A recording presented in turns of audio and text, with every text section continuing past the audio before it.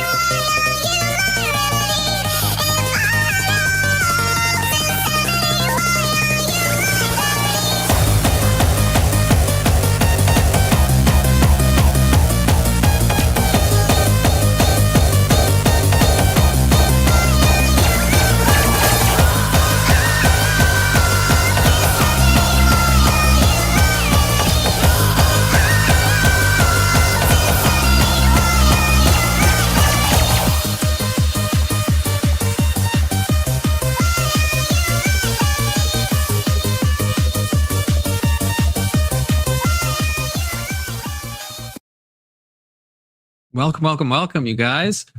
Today we're going to be talking about Iran, okay? Because tomorrow is apparently power plant day / bridge day. I don't think that's going to happen necessarily, but I kind of want to get my thumb on the pulse of what my fellow community members think about this, okay? So I want to hear your thoughts. Is it bad to hit infrastructure of civilians? Is there some justification? What do you think? That's what we're going to be talking to. That's what we're going to be talking about today. You can join the panel by clicking the link at the top of the pinned chat or in the description. It all leads to the same place. Good to see you, Gorilla Polis. Good to see you, Elderline. Good to see you, First Time Chatter Section 230. Good to see you, Kokomo. Good to see you, Rage Page. Good to see you, Steelman. And we have people in the back. We have the dude, and we have Anson. Anson, I have unironically missed you, not in like a gay way, but in like a normal way. I feel like you haven't been on the panel in a hot minute. So good to see you. And good to see you, the dude. And I'm glad your flight landed safe. Good to see you too, fuckface. How are you both doing? I'm just looking for civilian infrastructure that I can decimate with military-grade weapons. I was thinking like a public works foundation, or it's funny. I'm in Missouri and I passed the Special Olympics training facility. Oh, okay. I didn't know that was a thing. Do you think that could be a good one to? Look, we're not picking targets on the stream, okay? Listen, you ask the questions, we answer them, okay? Don't. Well, Elderline. Well, no, I'm curious. Again, I don't think the civilian infrastructure is going to be hit. I think that'd be like a massive escalation. But I guess I'm curious, what people, if we're all see that as a bad idea, if we see some justification in it, or what? Yeah, I mean, the Israelis and the Americans have already hit civilian infrastructure during the campaign of their, 13,000 targets that they've bombed, right? I mean, this is just Trump threatening to basically go full, what's that guy's name? Charles LeMay, the guy who firebombed Tokyo and Dresden. Right. So Trump's just threatening to be a war criminal. I mean, that's all it is. And that's nothing new for Americans, right? I mean, for the past, whatever, and we're just being more like the, Israelis anyway. I mean, next we'll just be stealing people's land because they're brown, But it is like, I'm not sure about this. Well, I know it's against international law, but I know people don't really care about that too much. But I think it is a violation of the Geneva Convention, isn't it? To hit a power plant, because that it's also against federal law. It's also a violation of federal law, right? And there's a reason why the Israelis are doing the assassination bombings and the Americans are not. It's because that's against American federal law. right? To assassinate the head of another state is against the law, right? So we're just allied with people who are breaking our laws, and they're the ones doing the bombings that break the laws, and we're doing the bombings that are legitimate, hypothetically. So we're doing we're Except running. We blew up the school though, if you think about it. Well, that was what is that? Collateral damage. Like we didn't. I don't think that we intentionally bombed a girls' school. I think that's more of a result of our tactic of trying to wage a war in the most cowardly way possible from the farthest distance possible. Right? The shock and awe. It's because Americans are cowards is why that happened. I mean, I agree. I think it's, unless you're like trolling me, but I think it's crazy to think that America intentionally blew up the girls' school. But it does seem like they did. It does seem like they did. Well, it was, Geneva Fluence. Good to see you, Doomerang. I've missed you too. Doomerang and Anson, I feel like, have been mysteriously absent this past little while. Okay. And Young Christian's dead. I've talked to Young Christian, but yeah, he hasn't been on the panel in a little while. You talk to an AI voice.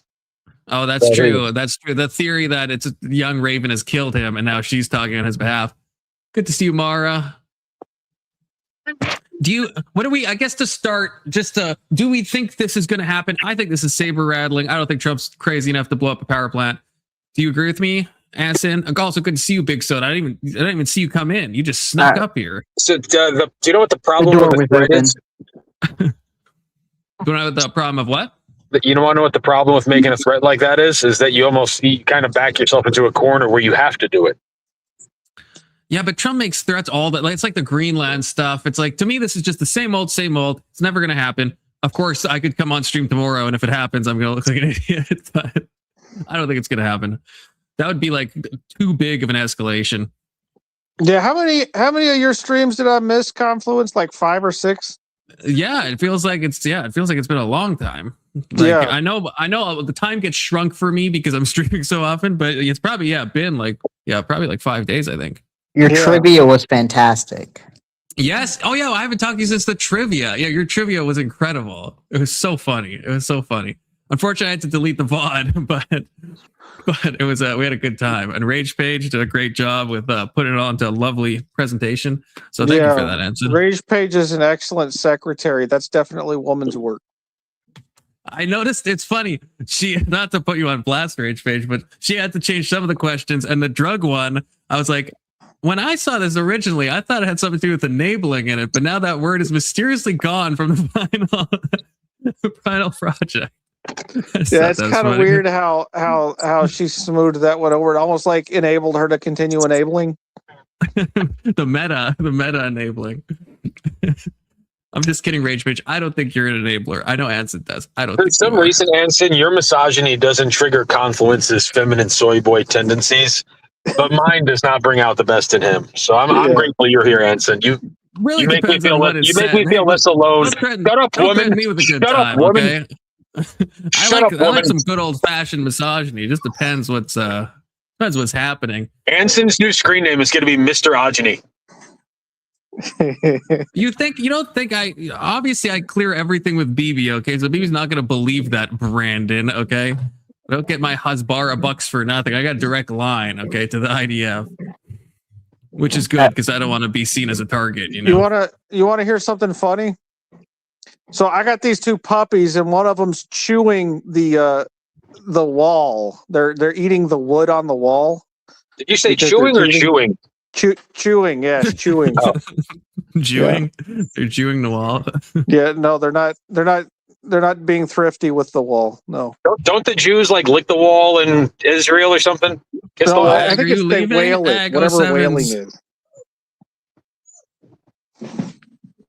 So I heard we put down some dangerous bridges today. Wait, did we attack bridges? What are we talking about? That hasn't happened, has it? I heard a rumor that we bombed some bridges. At least one big bridge. Did we? Like in Iran? I believe so, yeah. I thought that was tomorrow. No, we bombed the largest bridge in the country. Yeah, the power plant's tomorrow. Did we? You didn't hear it. It was 60% enriched with uranium. Yeah. So you're joking? You're joking with me. I'm joking about the second part, not the bridge. They actually did, because Trump said Tuesday is Power Plant Day and Bridge Day. I haven't looked at the news. Yeah. No, he did it. Well, he did it on Easter Sunday, which is crazy. Actually, I'm gonna pull up that tweet. That tweet was fucking madness, man. Didn't it have like "Praise be to Allah"? Yeah, like crazy shit. Was this on Truth Social or was this on Twitter? I don't remember. Yeah, I believe it's on Truth. Trump don't really post that. Yeah, that dude's fucking insane. Trump is fucking nuts. He needs to get 25th Amendmented out. Like he's as bad as fucking Biden. The son of the Ayatollah. Okay, I'm gonna pull this up if I can. Oh, it's restricted. Oh my god, the post is not available in your country. Wow. Okay, thanks. Yeah. Yeah, that is. There's a law that doesn't allow American news to be displayed in Canada in like a lot of cases, which is insane, by the way. Insane. But let me see if I can find it. Oh, no, okay, I'm blocked again. Okay, I need a VPN, man. I need a freaking VPN. They're like, conference, you can't see this. It's not radicalizing you. I know, it's like, what? Okay, here we go. Okay. Also, good to see you, Alex. How you doing, buddy? Alex is not here. He's probably doing something untoward to his wife. Hey, what did Stacy do to get the permaban? I never got the lore. He said, I don't even know if he meant to, but he's like, guys, look at this. And then he showed pornography like in real life, like he had it like on his wall or something, which is fucking crazy. Like a magazine? No, it was more like a picture. Yeah, it was like a poster or something put up like hardcore. And I was like, what are you fucking doing? And I don't even know if he thought that was like TOS. But then when I got mad at him and I kicked him, then he was like doubling down in the chat. And I was like, okay, it's one. If it happened as an accident, like maybe, although Stacy was on like his fifth strike. I mean, he threatened to skull fuck like 5 people on the panel in like 2 weeks or something. So it was already And do you think Futoy is coming back?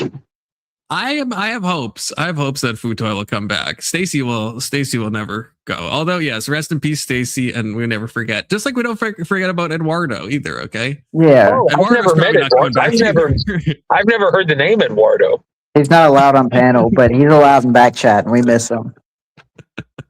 Eduardo is the guy that P-bombed me originally. His name's probably not actually Eduardo, but that's the account he joined under. It was called Eduardo, so we always remember Eduardo. And then MC Nemesis. That's how the hashtag started. And MC Nemesis is not banned, but it's just he won't talk to me on Discord. He always comes in and types things in the back chat, similar to Anson. But I know Anson, so I know Anson's not going to say it was on panel. MC Nemesis, he's always just says I'm trying to police his speech, which makes me think that he will say it on panel. He's not like I won't say it. He's like, stop trying to police my speech. So like, okay. And he always restreams us, which is kind of big. Yeah, which is based. If anybody here was ever thinking about going to Missouri, don't. I was not thinking of going to Why Missouri. Would anyone go to Sounds Missouri? like misery. Yeah. I've been to Missouri. Okay, let's read this tweet real quick. So this is every part of this is kind of crazy. Tuesday will be Power Plant Day and Bridge Day, all wrapped up in one. In Iran, there will be nothing like it. Open the fucking straight, you crazy bastards, or you'll be living in hell. Just watch. Praise be to Allah, President Donald J. Trump. That's a lot of insanity put into one tweet. Do you guys think he's actually lost his mind, or is he just doubling, tripling, quadrupling down? Clockwise, snakewise. Yeah, clockwise, snakewise. Sure. Clockwise, snakewise. The dude. Do I think he's actually lost his mind? You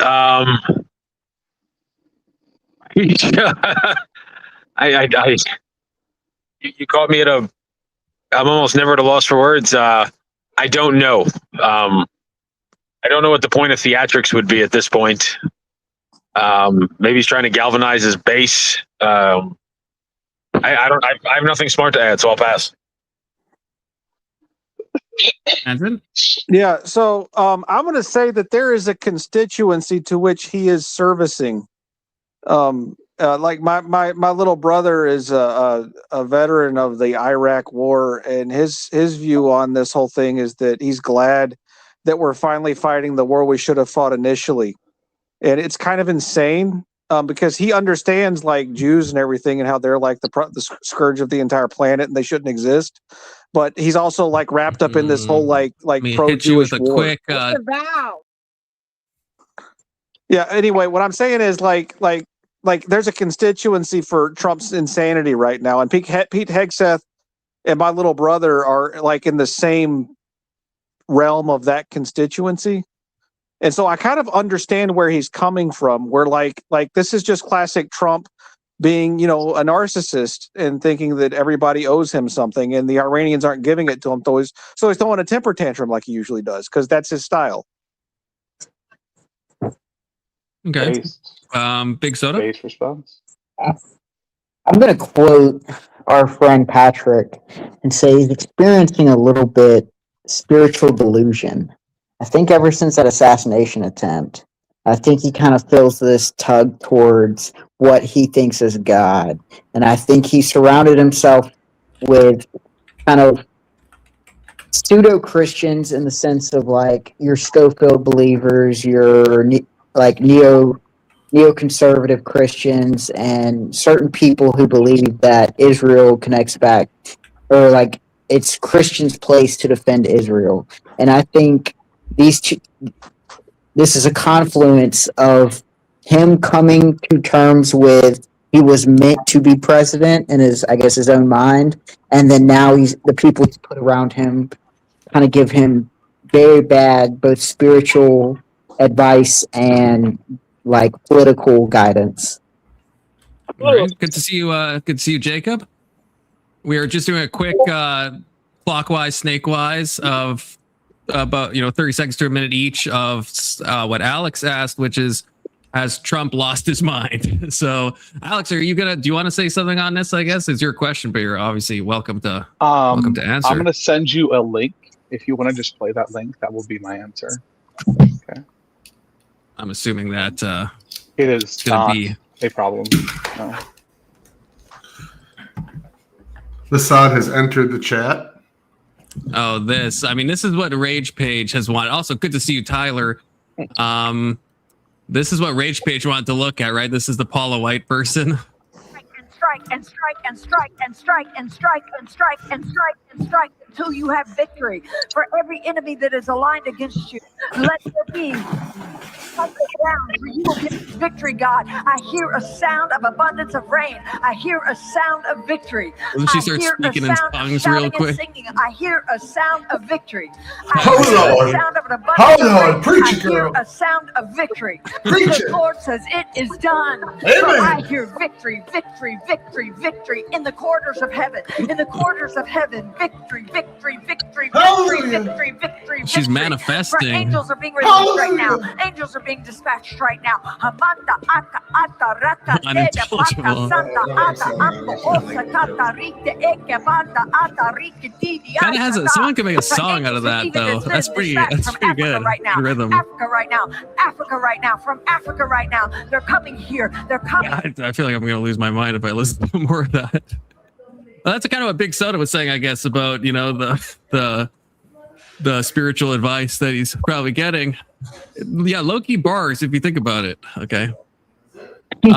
Jacob. So yeah, I asked Jacob to come on to give his thoughts. Jacob has been, pro war in Iran, and I guess Jacob, do you think Trump has lost his mind? We were talking about the tweet where he's saying, "Praise Allah." So I pulled up the tweet bastards. for you because I don't live in a country where I'm not allowed to watch. I found it, Jacob. I found it. Okay, I found it. I can actually I live in a country where we have some freedoms, right? It is insane to me what people put up with.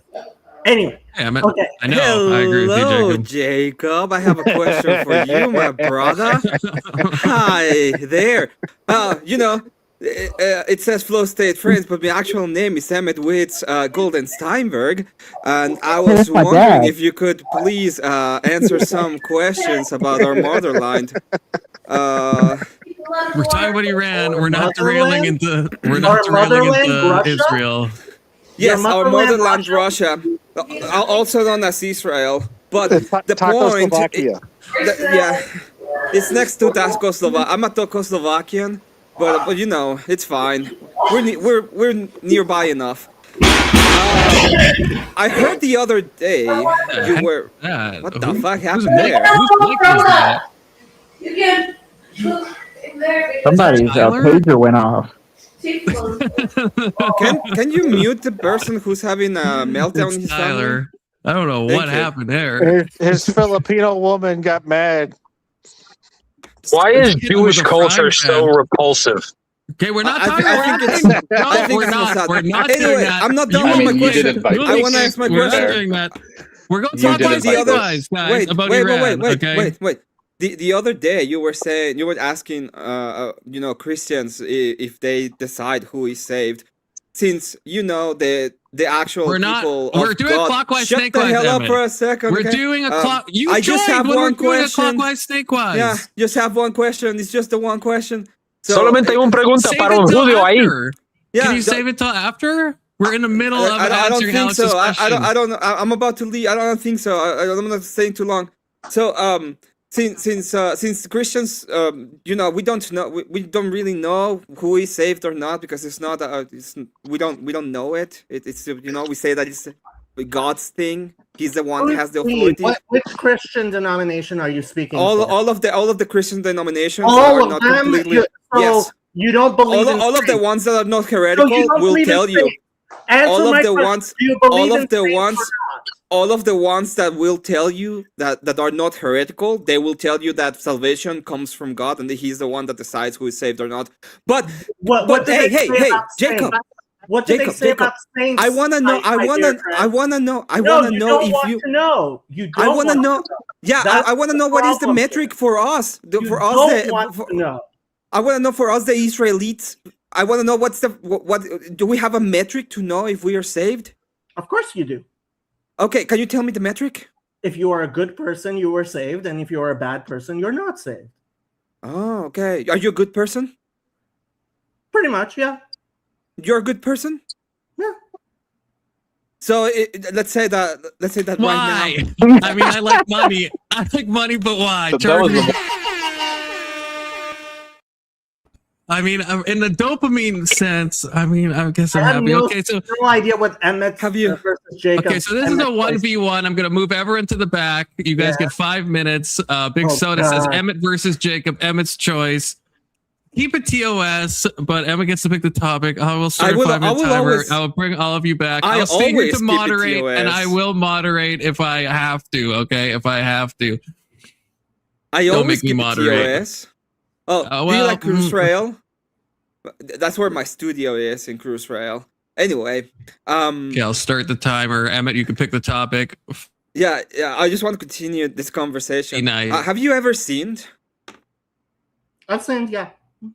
Do good persons sin? It's like something that do good people do. The Bible clearly says. Okay, perfect. That good people sin. Yes. Yeah.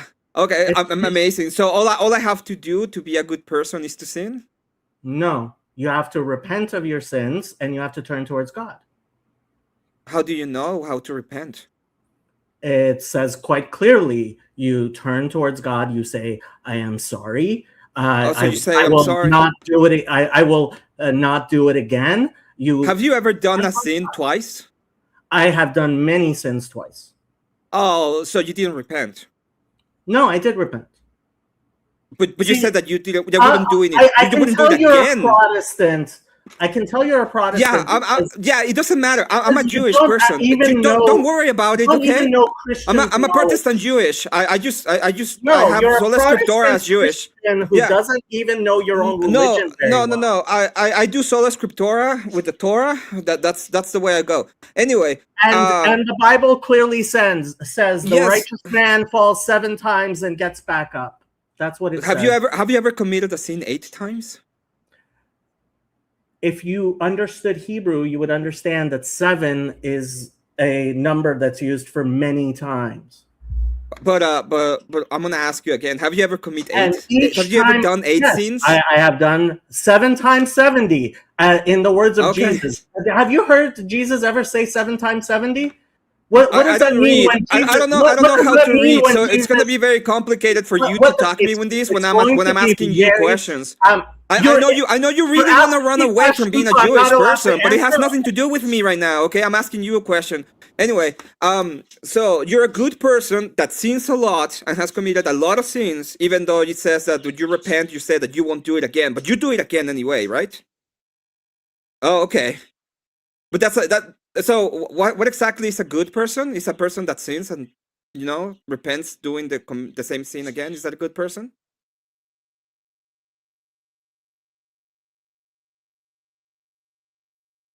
Yeah. Is it? Is that it? I feel like to help things, if you're going to ask, or is it your Jacob blood? Answer. Otherwise, he probably isn't going to answer the question. Yeah. So if you're going to ask him a question, we do have to let him answer, right? He wasn't actually. He answered the question and then he started to filibuster and tried to attack me for being a Protestant Jewish person. So it doesn't matter when he's attacking me for being a Protestant Jewish. But the point is, is it your blood? Is that the thing that makes you a good person? It's just in the blood? No. Then me as a Protestant Jewish that repents every time I sin, that means that I'm a good person too, right? Yeah? Yeah. So I'm going to heaven? We believe the vast majority of people have a share in the world to come, Jews and Gentiles. Really? The Talmud says that clearly. The Torah says that clearly? The Talmud says that clearly. Oh. What about the Torah? Is the Torah saying the same thing? Yes. Deuteronomy 30. I highly recommend reading it. It's a very What about Jesus? Is Jesus in heaven? I believe Jesus suffers every time somebody worships him. And I believe when people worship him, he feels eternal pain because of that. I don't believe right now he's feeling that, but I believe one day when people stop worshiping him, he too will be able to have peace in his death. Yeah. Well, Kat, what a contradiction. That what P and not P. He suffers eternally when people worship him, and you know, right now people are worshiping him. But he doesn't feel it right now. Apparently, at the same time, you know, I allowed you to answer. Let me go ahead and continue. You said something very interesting last time you were talking to Confluence. You were saying that you think because we think of, you know, our relation. There's a relationship between the church and Jesus Christ. We say it's like a marriage. And you said that is sexual inappropriate. Do you think marriage people commit sin every time they have sex? What? I have no idea. Do you think married people commit sin every time they have sex? No, of course not. What are you talking about? Okay, so when we say that, we make the reference of, you know, Jesus being like kind of married with the church. You obviously wouldn't that be the perfect? Wouldn't that be the actual perfect way?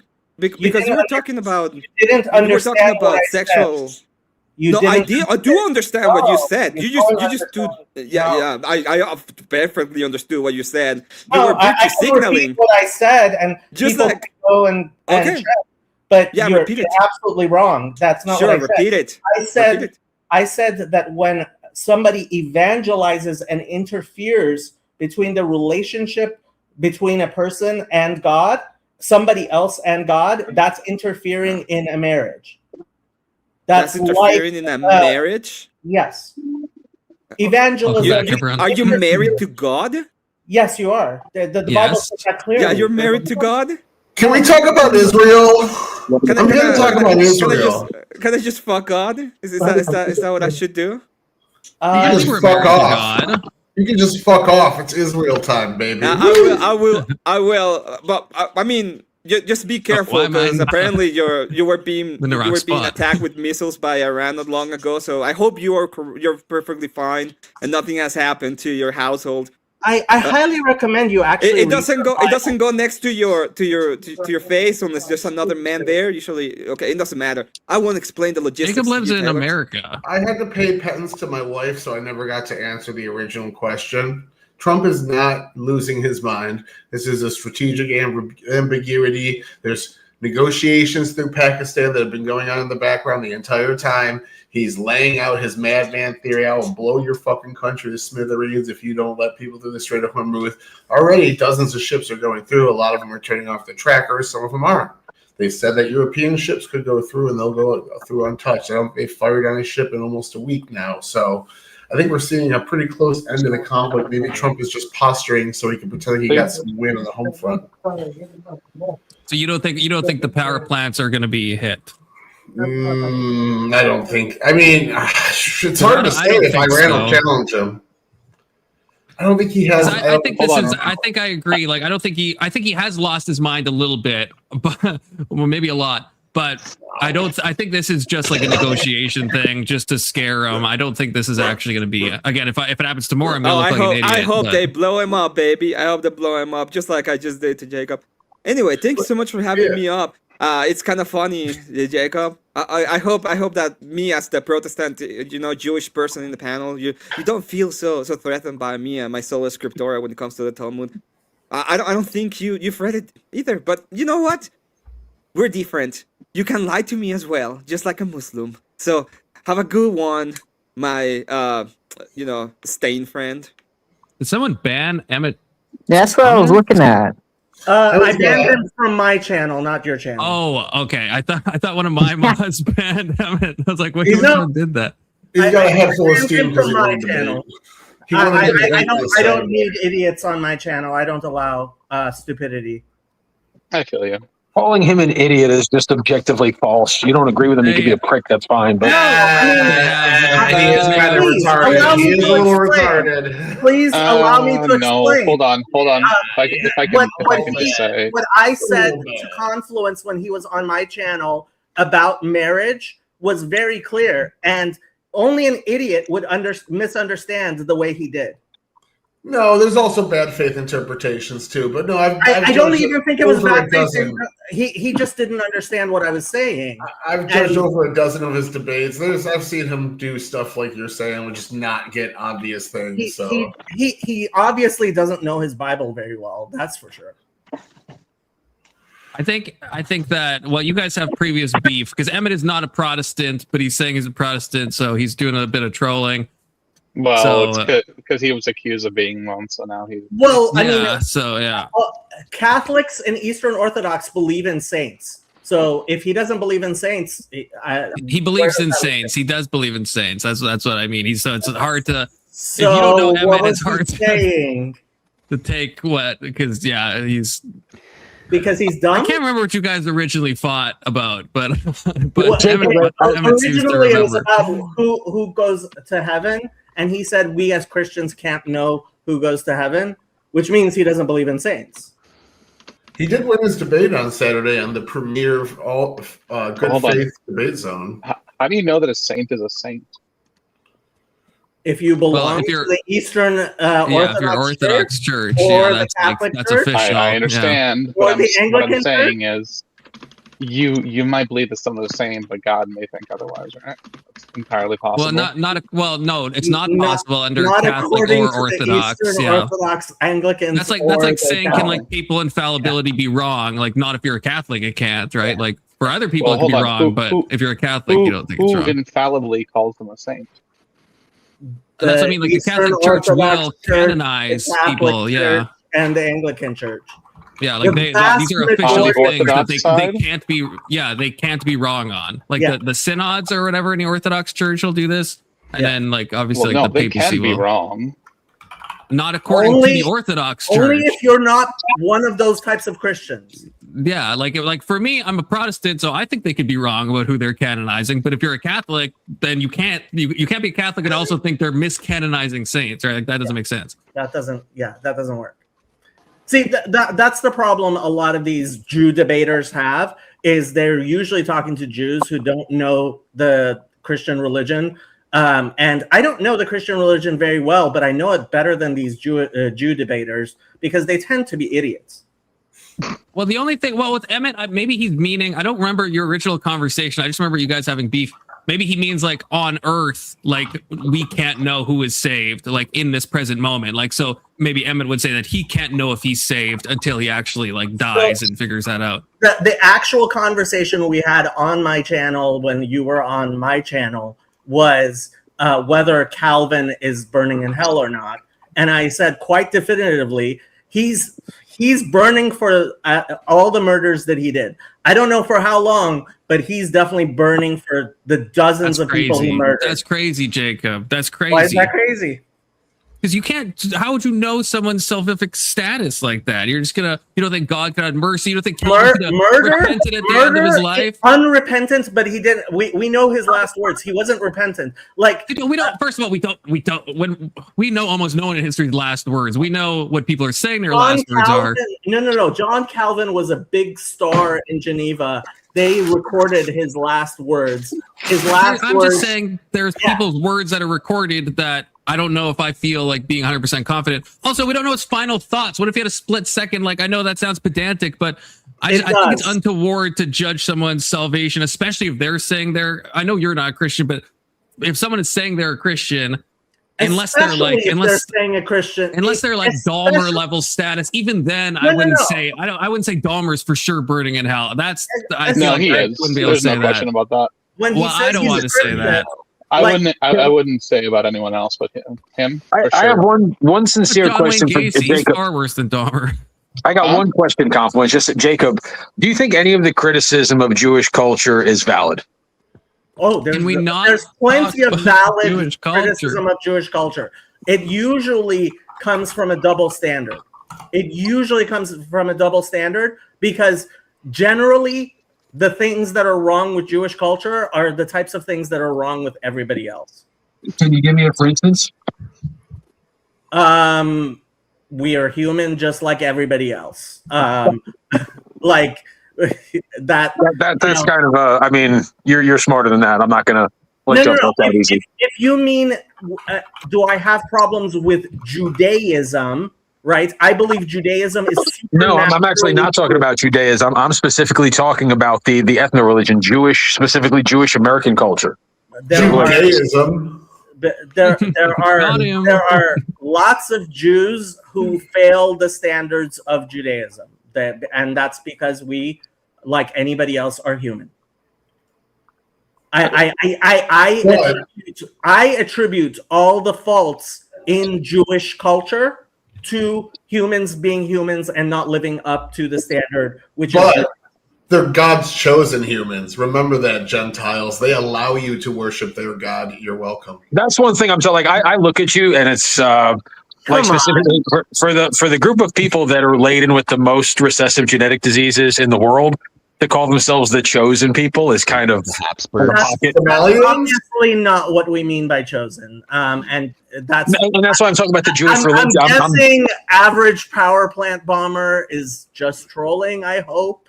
No, he's pro-Israel. He's pro-Israel. You see this? He's not trolling. Well, so what you want to do is when you bomb a power plant, you want to go for those adiabatic cooling towers so it goes critical, or you just go for the reactor directly. That's why this guy's my consultant. Let's let him go. I get paid to go for the break room, but nobody ever comes back to work. No, there's have you ever been inside a nuclear power plant?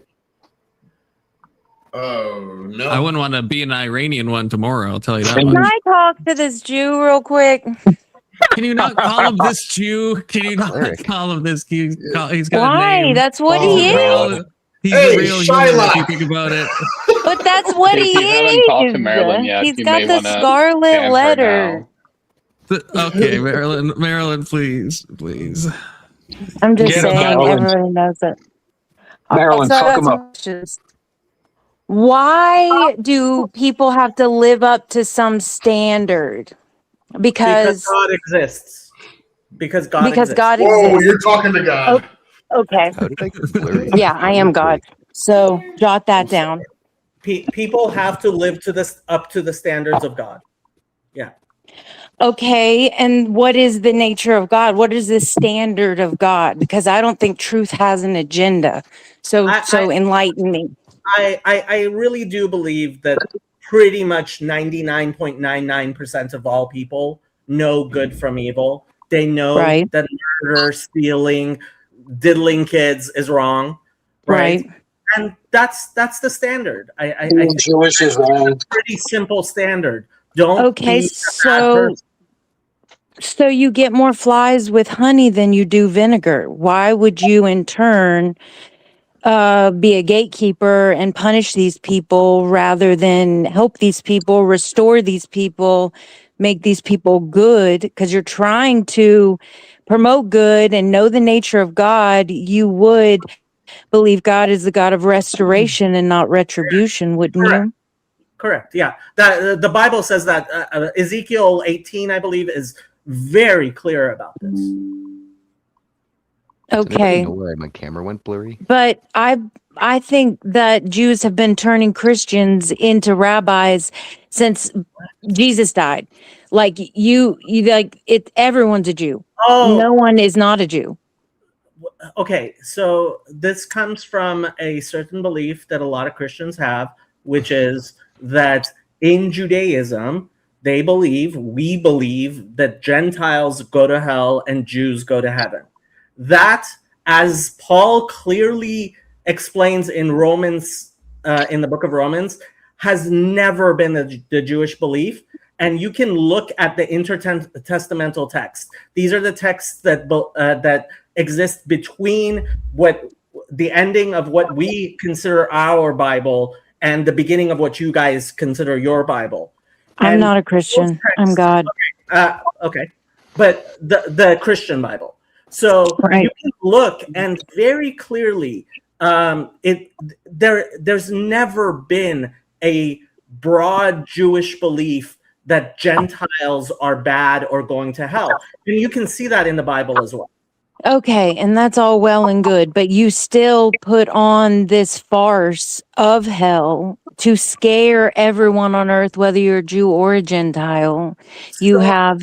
Go ahead. You do get a lot of progressive Jews who will say that there's no such thing as hell, and there are certainly opinions within Judaism that hell is not an eternal. Whether we believe in eternal conscious torment is something people we can have that broader discussion. But Judaism has never been focused on the afterlife. We're not focused on the afterlife. It's not the most important. Why do you hide behind a shady religion to not pay taxes and skirt the government? Hold on. That's a So good you time to do jump to the super chat. but- Thanks, the dude, for nonsense. Tisticker Johnson says, What actually, the fuck are you depends on the talking type about of fly. nonsense, This bro? is in We talked about relation this. to the Google, honey. Google Muncie and Curious I'm Joe. still Google, asking it's a not line nonsense. of questions. That's ignorant. So you do believe in It's death. irrelevant. That's what It's not irrelevant. Jewish culture is gross. Oh my gosh. That's irrelevant, though, right? We're not Let me talking finish about my that. line of questioning. Yes, let Mara So continue. you do believe in death. You do believe in death. You give it power and authority. We do believe in an afterlife, yes. Okay, but you believe that it's important that we die. We still live under the curse of Adam and Eve. That I wouldn't say it's important that we die. No, we don't believe it's important that we die. We believe that it is a fact of life that we die. So you believe it is truth. You give it belief and you feed it. You give it life. Feed it. You give it life. You believe it within the thoughts that you process in your mind and your ideas. You believe in death and you accept it as true. You're not willing to harness the energy to live forever and restore everything. You are still believing that death is a process that you must go through. So that's one idol. No. So Deuteronomy 30, I mean, I don't exactly understand what you're saying, but Deuteronomy 30 clearly says, I have set before you life and death, choose life. And choosing life is one of the greatest commandments. And to the degree that you are able to choose life, you should always do so. That's very clear in Deuteronomy. Now 30. I have one more question. Just one more. All the other your answers were great. I love them. I have one more question. Okay.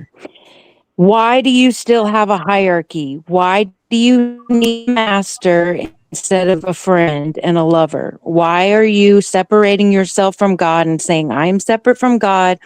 God is everything, but when it comes to me, God stops where I begin, and you create this hierarchy to where there's control and manipulation because you're not friends of God. You don't think your friends are better than you. You're not a friend anymore. You're now a slave.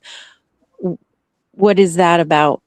I don't understand what you're saying. I do believe in hierarchy because that's the nature of the world. I believe God created The hierarchy. nature of the world. The nature of the world is supposed to be God. You said God is all good and loving and giving and sacrificial, and we all know the nature of God. So why are you tying the worldly to the godly, mixing the two?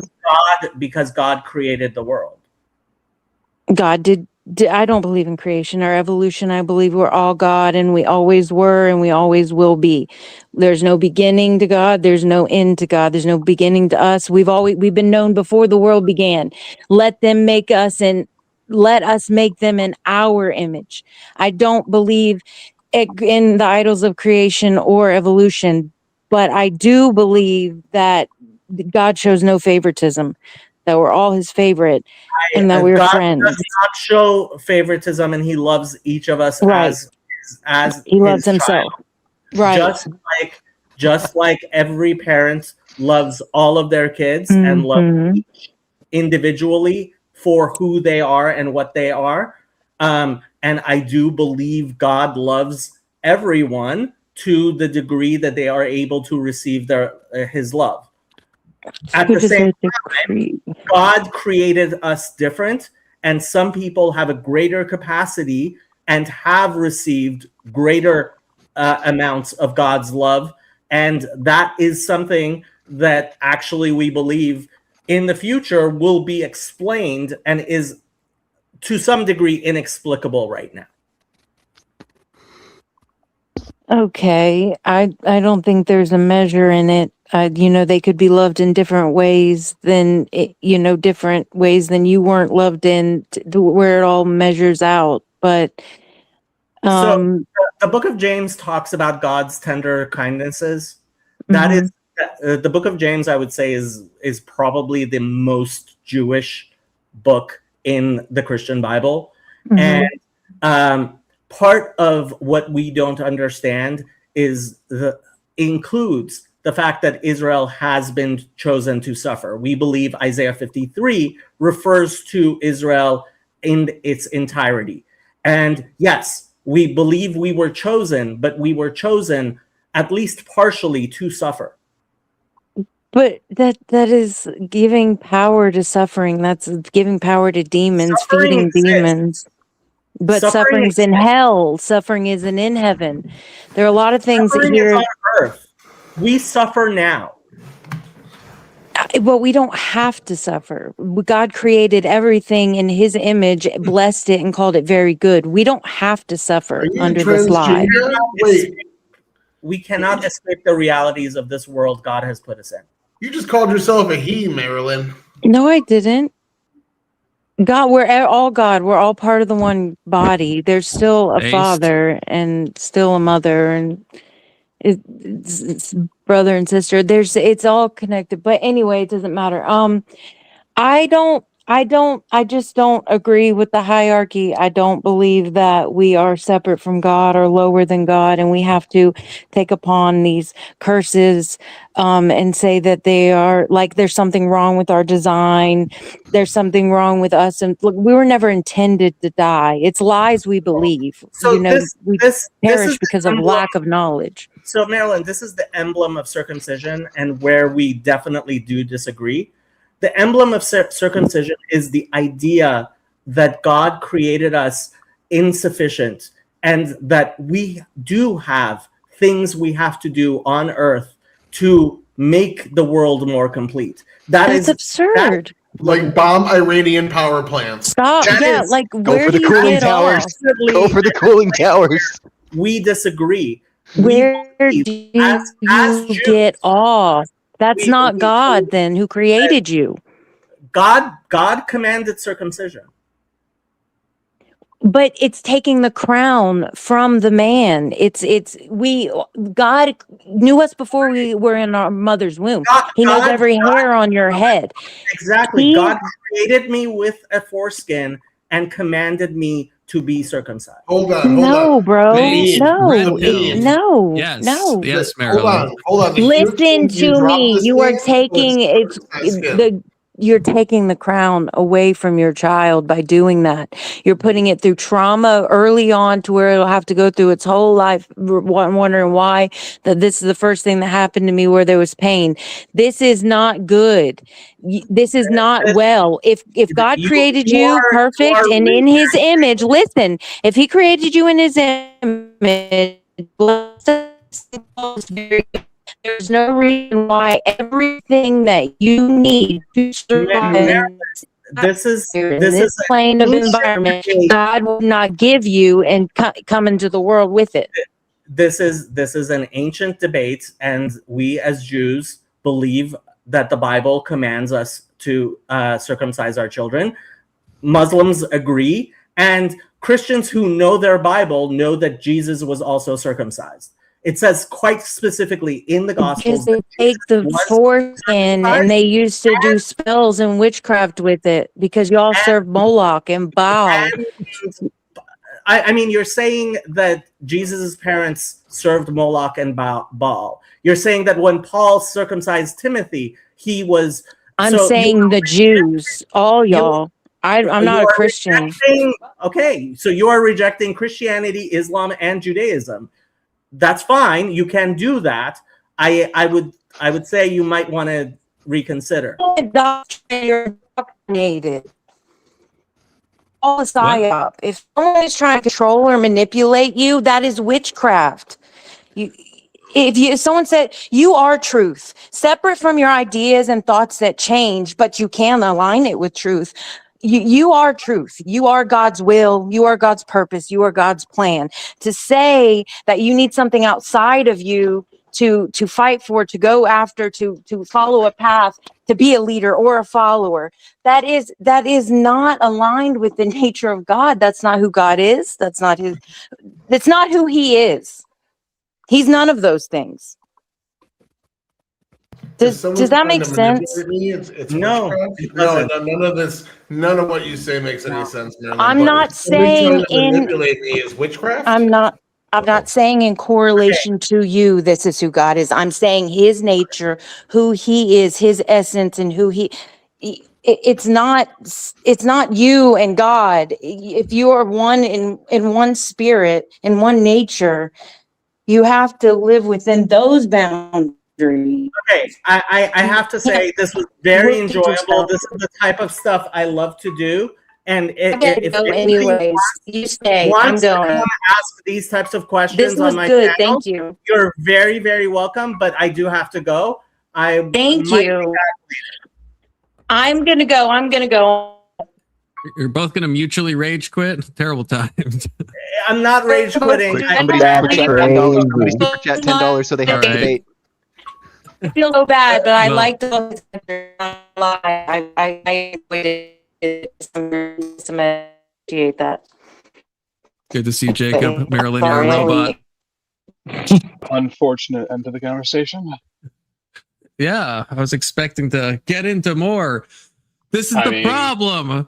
I love all of you, but I also hate all of you. No, I don't actually hate all of you. No, I want to hear Jacob's thought. We barely heard any of Jacob's thought on Israel because every time he joins, we're just all talking about the Jews and the Jews and the Jews and the Jews. It's always the Jews. People need to get over the Jews. Seriously, get over it. We haven't even got that far, Testy. I don't even know. I only have like an hour and a half left, which I guess is a fair amount of time. But no, Testy, I don't agree. It depends on the context. Is it not against the Geneva Convention, Tyler? This is my thoughts. Depends on the context. Can you say more? Yeah, if you turn that into a military staging ground, a power plant, a school, a kid's hospital, things of that nature become a military staging ground, they then become viable targets. That's the whole using your population as... It wasn't a target. Yes, but I think the only argument there, Tyler, is like you could say, I guess it's dual use because they're using it for... But it's not only that's just how like electricity works, though. It's not like I don't think anyone thinks they're like building bombs out of it or repurposing the power plant for. Right, it's just the power is used for the military, right? In the same way you could argue a bridge, where like most military drives over bridges. The facility itself as a military staging ground, like they had a children's hospital, and when they found in the basement it was also a weapons cache full of hundreds of rifles. I know, but I'm saying with the power plant, does anyone allege that Iran is doing that? I don't even think Trump is saying that. He's just saying this is critical infrastructure, electricity. So isn't that a violation then? Yeah, the plausible deniability you're trying to give. Trump doesn't actually give a shit about. Yeah, that doesn't exist in Iran. I was just arguing with the general premise. Yeah. Oh, I see. Yeah, if it was, but yeah, it seems like in this case, I think. I thought we were talking about. I guess in this case, no, we've gone full mask off, fucking raging fanatic. I don't even know what the fuck we're into now, but yeah, we've gone full mask off at this point. It does seem a little desperate. I'll say that it's just a little too much. Madman theory for me. It seems like they haven't bit so far. Why would this next escalation make them bite? Right, that's the thing. It's like I don't think, because if I'm Iran, I'm not thinking that Trump is actually going to do it. So, and if he doesn't do it, which I don't think he should, but then it's just going to be like, okay, well, yeah, he backed off, and they kind of win the battle of chicken. And they're not going to back down anyway. I don't know what the utility is of threatening this or of really doing it, unless we're just like going to bomb everything. Which I mean, look at Greenland. All that happened with Greenland is Trump puffed his chest up. He got a couple of minor concessions on some other shit, and then just left the news cycle, and everyone moved on to the next thing because a news story doesn't stick around for more than 2 weeks now. Right, but like with Iran, I feel like that's a lot more dangerous. Like with the Greenland, I agree. It kind of that can fade into the background. I mean, maybe Greenland's not going to forget, but maybe it doesn't mean a whole lot. But with like this, I feel like the next ultimatum Trump gives, if that's a sincere one, well, who's going to believe that? Like, there's a degree where I hate when people say like taco or whatever that Trump always cucks out or whatever that stands for, but like, yeah, he does. There is an aspect where if you saber rattle too much, no one takes you seriously. It's like when China said they were going to shoot down Nancy Pelosi's plane if she went to like Taiwan. It's like, well, no one thought that was real because China says shit like that all the time, and they never fucking do that. And obviously, they wouldn't do it. That would have some. Oops, sorry. Here you go. I was just saying that you can't make like ludicrous fucking threats. You can't kill the final boss of insider trading that easily. Yeah, true. But the market. The problem is that people can't like, you got to know how far of a threat you can make where it's still plausible that you do it, right? Sorry, I'm waiting for you to finish. No, you go. I mean, go ahead. Oh, I would say that if in the idea of Taco Trump has done a lot more that he said he was going to do than he hasn't. A lot of the taco comes from his strategic ambiguity or just general ambiguity, where he takes this far out goalpost that he said was the goalpost originally and dials it way back. So like for the trade war, for instance, economic concessions from the trade war have been very, very small, not worth the push so far. But he dialed it back to say like, oh, look at all these deals we got, even though these deals are just minor concessions. 90% of the time, there's only like a handful of really good ones. So at the end of the day, the ambiguity comes from that. But he does a lot. He slapped those tariffs on fucking every nation. He bombed the shit out of Iran. Like, they're decimated. Their Navy's gone, Air Force gone, military defense, weapons production, drone production, all the stockpiles, 4 layers of their leadership, all just decimated. The country's in shambles. It's not. But if they're not opening up the Strait of Hormuz yet, is this gonna? Even if Trump did this, I don't know if they're gonna open it. Not gonna. Like, my understanding is that it's pretty easy for them to like cause chicanery to happen in the Strait, right? Like, and so unless we utterly destroy them. Well, the problem isn't that it's the Iranian government so much. The Iranian government is saying that the UK ships could pass through as mid last week. That's the official president and the elected government and whatnot. This isn't the mullahs. This isn't the clerics. This isn't the IRGC. This isn't the besieged. They're still saying they'll fire at ships that come through, even though they haven't in a few days, because as soon as they expose that long-range launcher, Israel comes and blows it up and adds it to the 70% of long-range launchers that have been destroyed already. But just the threat of them shooting at these ships is what's actually shutting down the strait because insurance companies say, don't drive through that war zone. Yeah, that's all that's who the fuck would? Yeah. Well, ships are turning off their GPSs now and driving through. Yeah, but probably less, right? Like this is kind of like the Houthi situation where it's like the traffic was like cut down by like an insane amount because the threat of even if it's rare, it's still causing a major downstream effect without them having to actually give anything up or lose anything. They're not even right. You're right. Yeah, you're right. It's shitty that like they're doing this fucking awful thing and attacking the economy because they're getting clapped in a war that they started against Israel.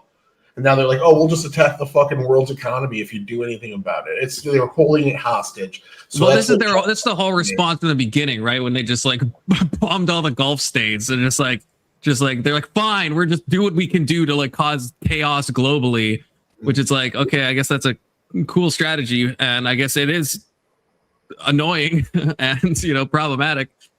I want to read this from Pick and Jews. People who praise Trump for backing off the crazy whenever he backs off the crazy instead of mocking him with Taco. I agree. I think when people say that, it's like, well, did you want him to go through? Like when people said that about Greenland, I'm like, well, you don't want the guy to like actually take over Greenland. But then the other side of it is like, why threaten these absurd things? Like it just, some of them I understand there is maybe some like, as Tyler was saying, there is some like some real politique to suggesting you're going to do something. But some of these I feel like is just harmful. Like again, if we don't, because Trump already threatened to blow up the power plant. That happened like 2 weeks ago, and then he didn't do it. Now he's like, well, now I'm definitely going to do it. And if he doesn't do it again, it's like, then what are we doing here at a certain point? But it's not like I want him to blow up the power plant. I just want him to stop saying crazy shit on Easter Sunday. Okay, I think he says the crazy Jesus shit. was risen on that day. Okay, I think he says it partially because I think it might do something to the market that might benefit the ultra wealthy insider traders, and that's why some of the crazy shit he says, he does say it because he's like, oh, this will elicit a response from the market. Do you really think so? Sometimes, Dale, yeah. Like, I've heard people say that, and I'm like, I don't know. Like, I think there's opportunists. Like, I remember, we were talking about this on stream. I can't remember who was there, but that before Trump had tweeted something like 15 minutes before, there was like massive volume changes in the stock market. So obviously there is like insider trading, but I see that more as maybe opportunists. I don't know if Trump stuff can be explained by just like trying to profit. Like, I think there's people that are using that, and maybe there's definitely insider trading going on. Money. Well, he's definitely profiting from it, right? You think he is? Do you say is or isn't? He absolutely in it for the money. Why because I don't think I don't think Trump is in it for the money.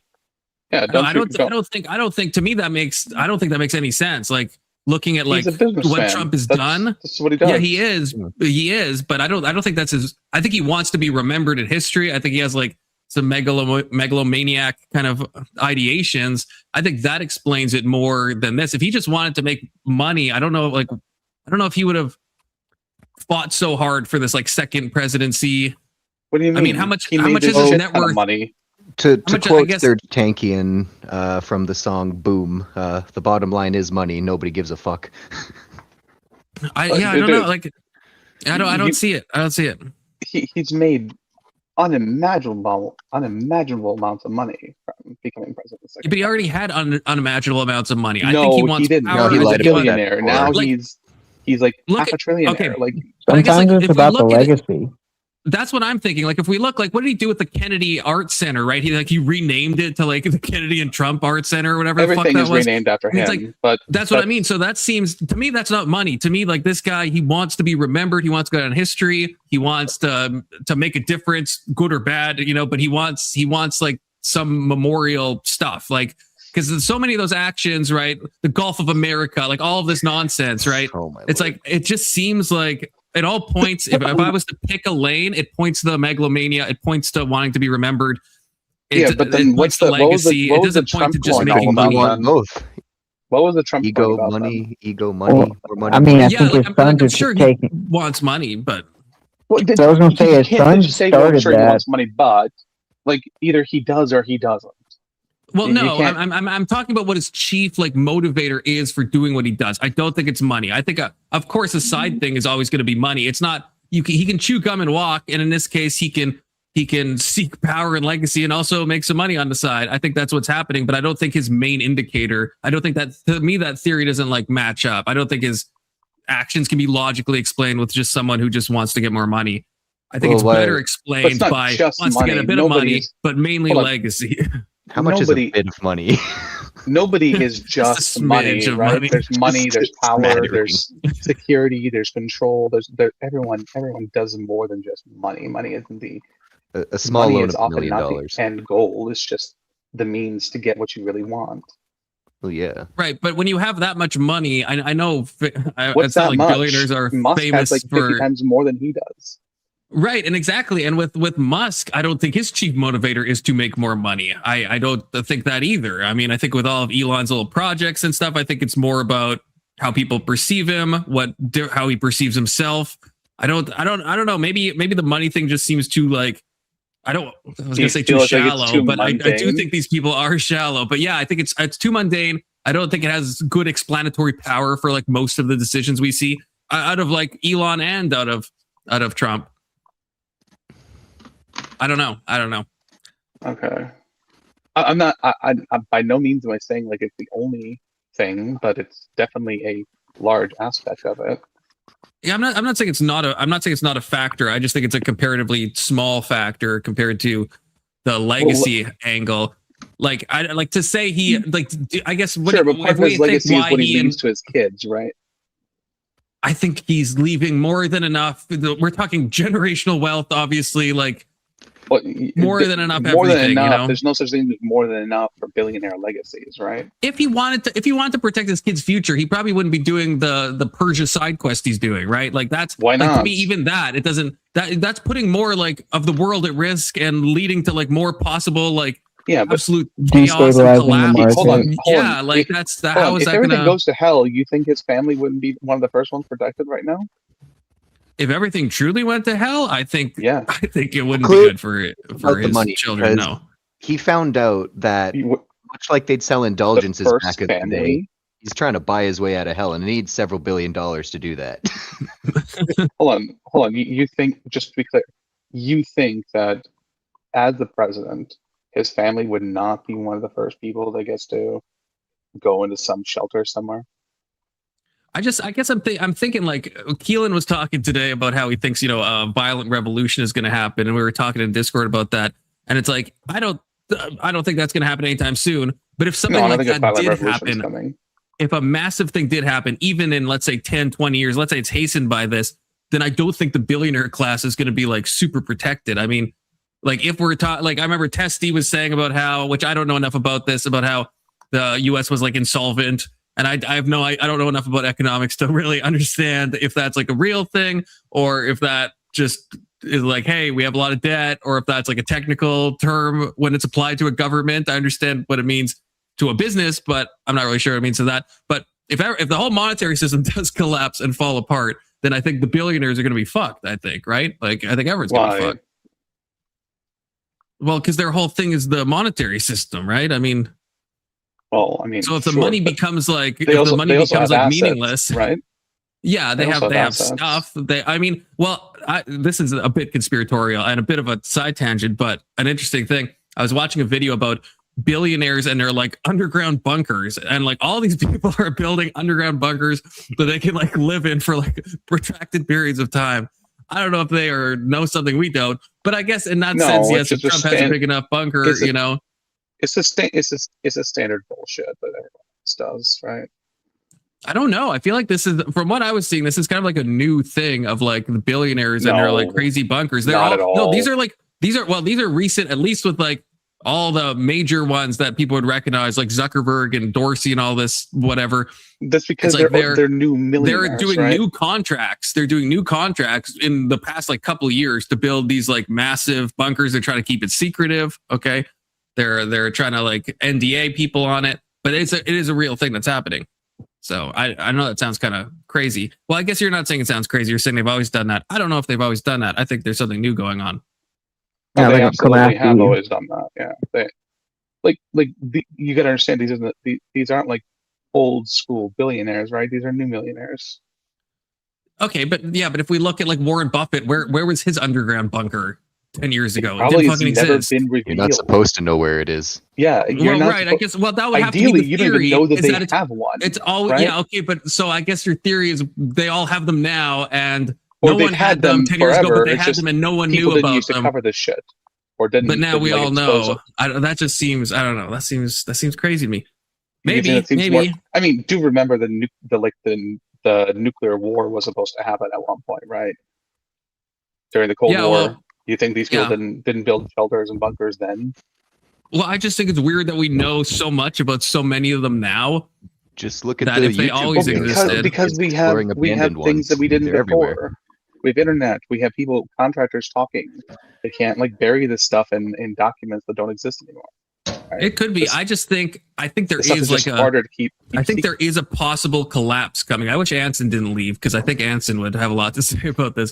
But I think there is an economic collapse coming at some point. I don't think it's like any time recent or anything or anytime soon. I don't think it's gonna be anything worse than, let's say, the Great Depression, which is not saying a whole lot. What do you think, Big Soda? I feel like you know more about this than I do. I mean, I don't know. I don't know if I would say Great Depression, but I could see kind of a cascading of effects that probably could lead to a Great Depression, especially if you're going after kind of oil and you're kind of pegging the currency of or the value of your currency to the dollar, and then you start having Iran filter BRICS nations and using yuan and stuff like that. And I could see a cascading effect that could kind of lead to that area. Yeah, well, that's what Anson's always talking about, the petrodollar. You know, it is U.S. being the global reserve currency, and yeah, if the BRICS nations do seem to supersede that, and I feel like this is moving in the bad direction with the Iran stuff. I think Trump probably miscalculated. Obviously, not a geopolitics expert, but that's my theory. I think maybe he thought this was going to be like a Venezuela, quick in and out. Yeah, and it didn't end up Venezuela going in that thing direction. Made him way too comfortable, I think. Yeah, because most conservatives, myself included, gave him a W on that one. It's like, okay, which this is why was you precise. can't This give was an quick. idiot the W on anything. Just to be clear. That's the problem. He's like, you guys like that? Wait till you see what I'm going to do to Iran. Yeah, it's like, no. But Trump, seriously, stop. why is Jewish culture so bad? What do you mean? Why the dude? Why? Hold on. The What do you mean, the Jews. dude? What do you mean? Don't ask him what he means. You're gonna start a whole thing. No, because I'm actually kind of Zionist coded in a moral way. Like they have every right to. They have every right to, not a Zionist, but I'm not. I don't believe in the blanket anti-Semitism that the world's exposing. But I do think that like the ethno-religion, like Jewish culture, specifically Jewish American culture, like it needs we have black fatigue. Like, dude, I've got some fucking Jew fatigue going on. It's real. It's good Israel. for Jew. It's very good for Jew. What did you say, Alex? It's good for Jew. Are you Jewish? No. Oh, are you Jewish supporting? Yeah, I mean, I don't support them. I don't dislike them. I don't give a fuck for the most part. Do you know a lot? Like, I don't know where you're from. That's Yeah, I know a few Jews. They're cool people.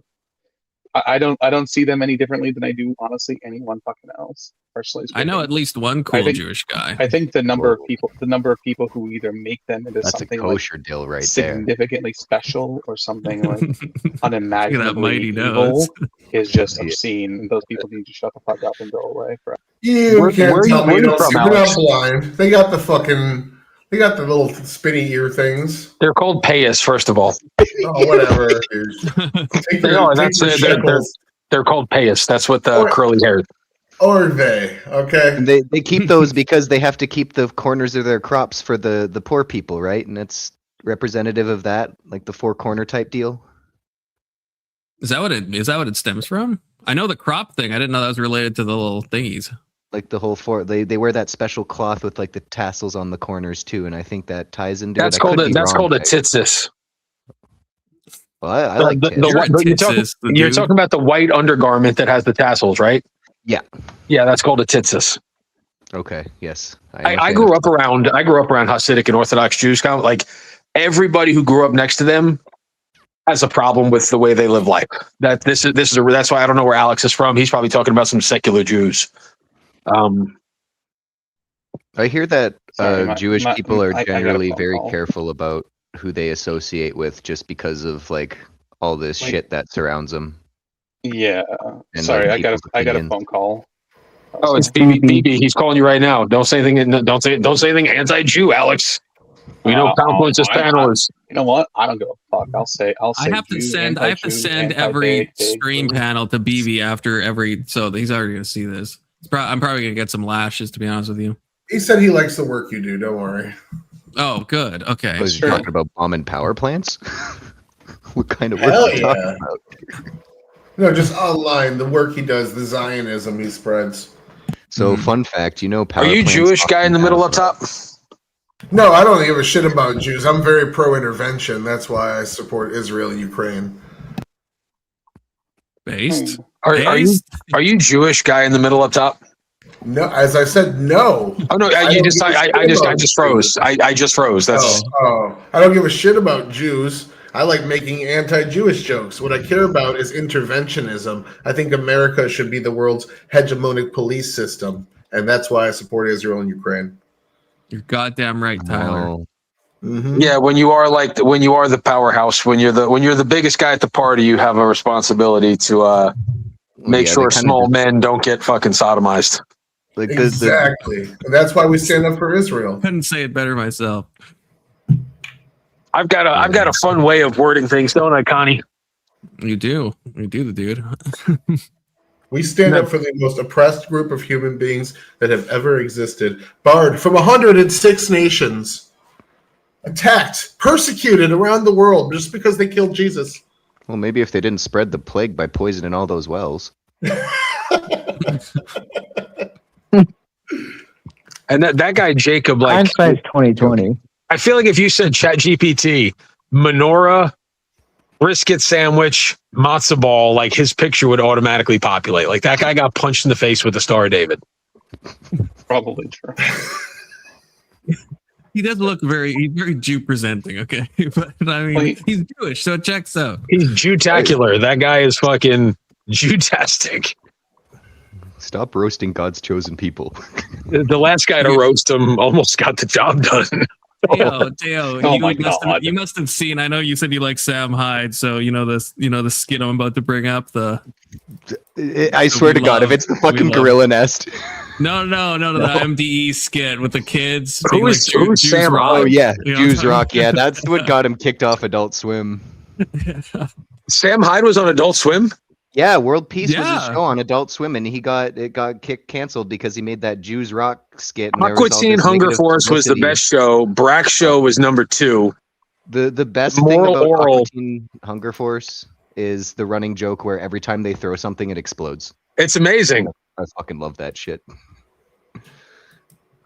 Oh, that episode where they have that like freaking nuclear grill that melts the polar ice cap. That's one of my favorite episodes. They're just trying to grill burgers and things like shooting a huge beam up into the sky. And Dude, what melting all is this this? What is this unexceptional white in the top right doing? Me? No. Well, he's in the top right. Oh wait, you're right. Not my right. Oh yes. Oh, I didn't realize you were the one I was just we talking have the to. same right. The screen was so small, and your hand was like hidden on your crotch. It was just very suspect. Oh no, I've got my bourbon. Okay. Jerking off with bourbon is crazy. So Oh wow, You're this in guy, my you're in room Conference's again. You're in room. my You room fucking. again. It's my safe space. So speaking This of is a Tyler jacket, safe space. I learned from a Mexican friend today that I should not refer to my coat as a chaqueta, even though it's correct because it's Mexican slang for jacking off, and I'd get laughed at. It's not Chiqueta. It's like La Jaqueta. Like jaqueta, but chaqueta. J-A-Q-U-E-T-A. It sounds very similar.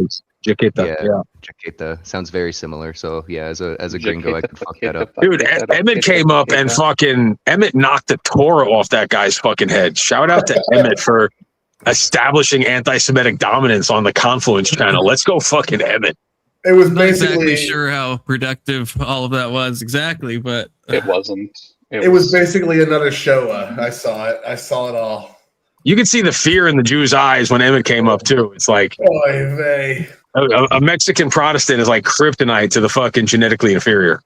He's not a Protestant. Now everyone believes That's the Emmett's one an thing actual in my whole rant right there. Believe The one thing you take exception with is Emmett's not a Protestant. Yes, because that's the thing Emmett would take most offense to, even though he said it. But it is true.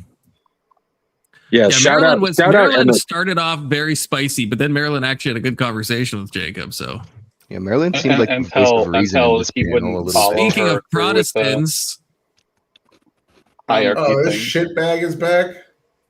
So you know, I am a Protestant. I'm a Talmudic Protestant that uses sola scriptura when it comes to the Talmud. just to the Pick that. Talmud. Okay, every There's time the you say Talmud. sola scriptura, I'm taking a drink. They don't let I'm gays into doing sola Islam. scriptura. I use the 5 solas when it comes to the Talmud. I use your Why mom did when it came to the I like how Talmud. you call it the Talmud. The Just to pronunciate it phonetically, like we would call it the Talmud. Like it's more guttural. Like Talmud sounds way You sexier. really got to get the in there, you know. is the Talmud because it's, Talmud, it's filled with Talmud. mud. It's almost mud, but it's like the Talmud. The Talmud. Anyway. It's like a very guttural. It's a very short U. Habibi. I read the Yeah. Talmud. Habibi. Habibi. I'm wondering if we ever want to have a Inshallah, they debate will with me not when it bomb the comes power to plant. if Jesus is suffering right now or not. That would be a very good debate. Emmett, can That's you tell crazy. Confluence? According to my Jacob said, sola yeah. scriptura, it's a little complicated because it says specific things about what Jesus is, about what's happening to Jesus. But you know, What did Jesus say about Argent? Tell Confluence how shitty Argentinian people are. Jesus said Oh bomb the my water God. cooling towers. Jesus said that everybody can be saved except for the Argentinians. And the That's Chileans, pretty apparently. much what he said. And Chileans. He truly was the king of the Jews. But Emmett, Confluence thought I was bullshitting. Can you tell him that like Argentinians in South America are commonly referred to as like los come mierda, like they're fucking Okay, I was boozy, gonna say, egotistical they're- shitheads. yeah. like shitheads or I don't know if I come didn't mierdas. believe you. I have no idea about this. I'm not But up to be- in to my be own fair- like South American fucking racism. Okay, To be fair, there is something worse. To be fair, there is one thing that is worse than Argentinians, that's Chilean, because you cannot understand what the fuck they're saying. Not even in Spanish. I don't know what the hell they talk, but it's not Spanish. I don't know what it is. Something I've like that. learned that I basically they only speak understand Chilean. Mexican Spanish. They speak I- Chilean. That's I what think they the speak. worst are Gentiles that don't appreciate that the Jews let them worship their God. I'm still going That's back true. to that. And the those are the goys, worst the people. goyim. That's actually Yeah. true. Yeah. You Damn Gentiles need to appreciate what Judaism has allowed you to have. Eternal salvation.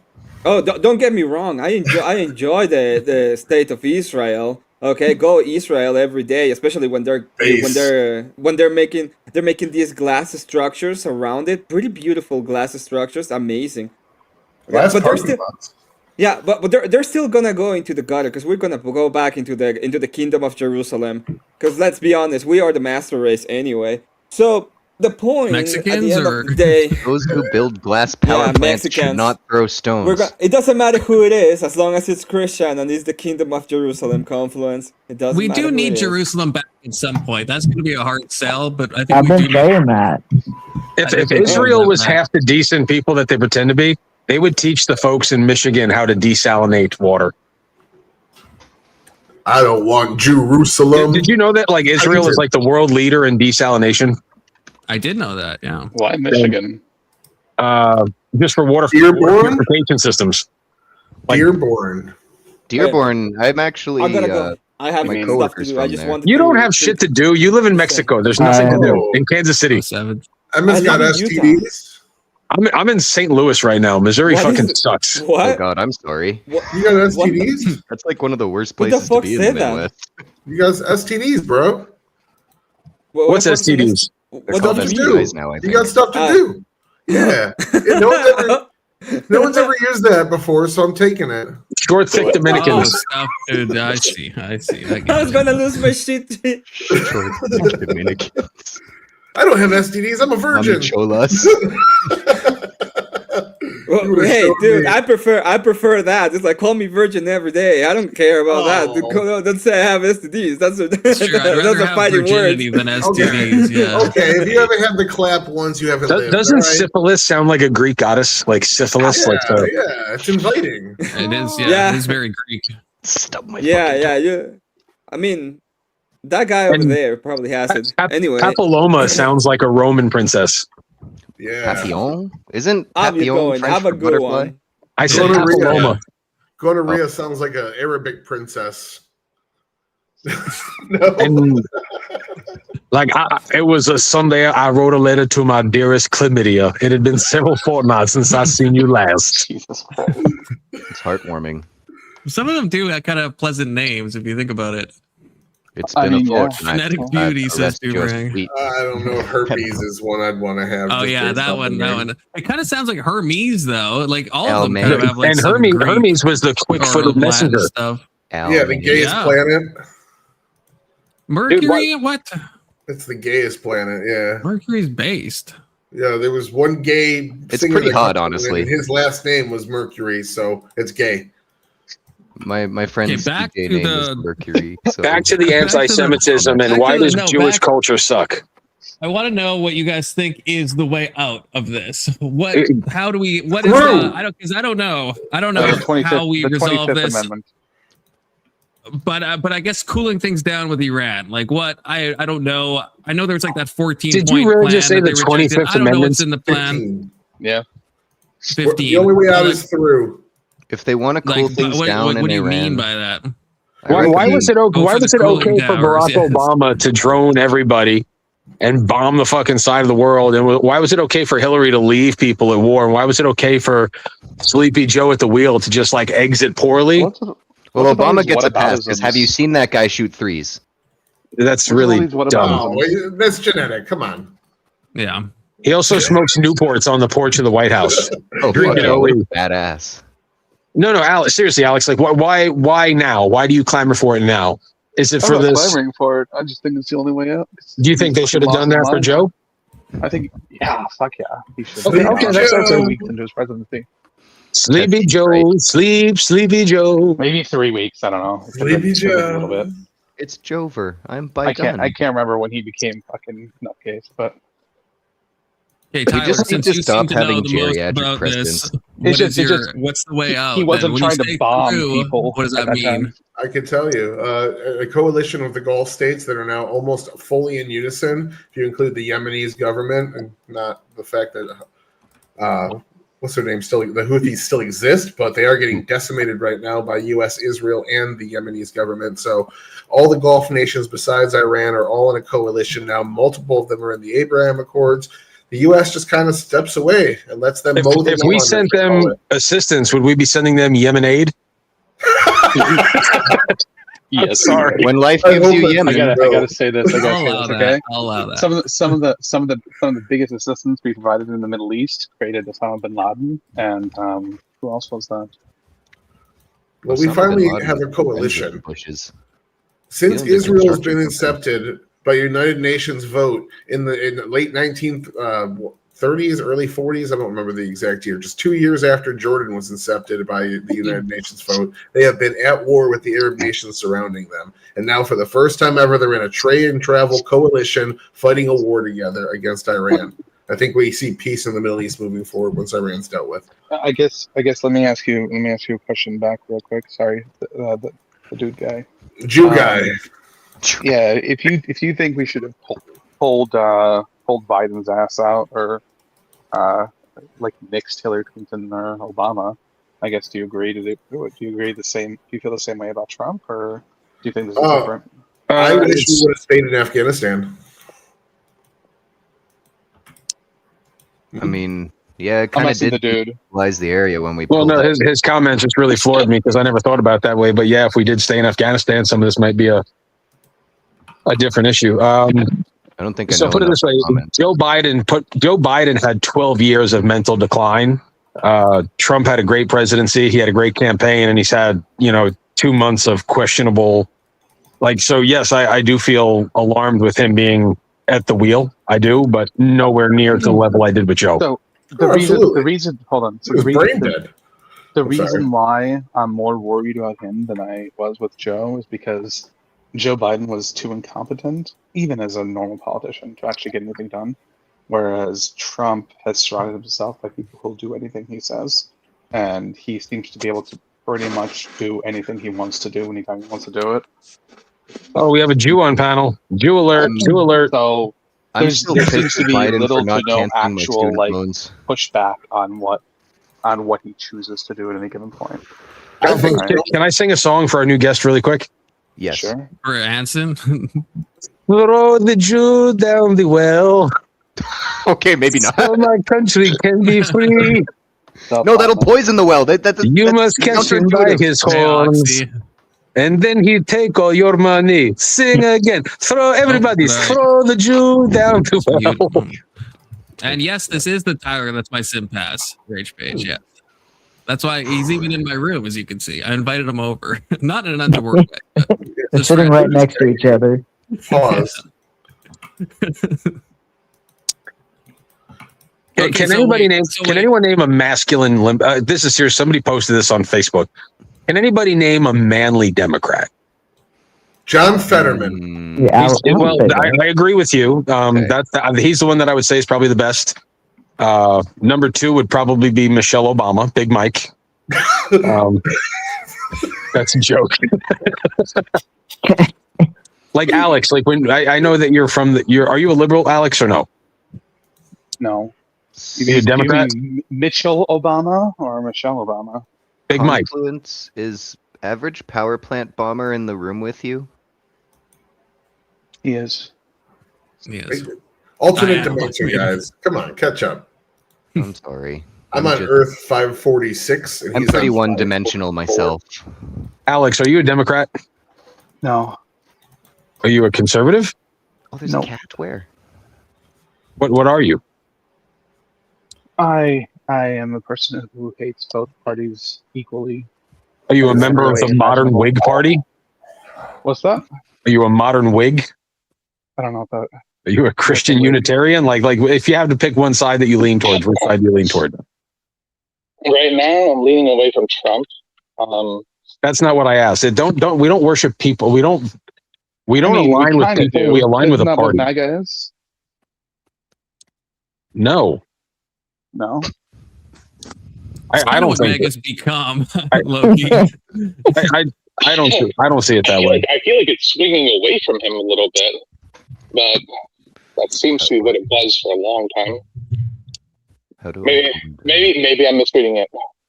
Yeah, I don't know. I thought he was doing really good, rounding up all the brown people and kicking them out. This whole whole excursion in the Middle East, I don't know. It's like he decided he wanted to kill brown people on the other side of the world instead of rounding them up and sending them back to where they belong. It's over the line. Well, he stopped the problem before it started. He's killing them before they can illegally immigrate. No, what he's doing is he's disrupt. See, like what the Jews are doing in Lebanon right now. They displaced 1 million people in Lebanon.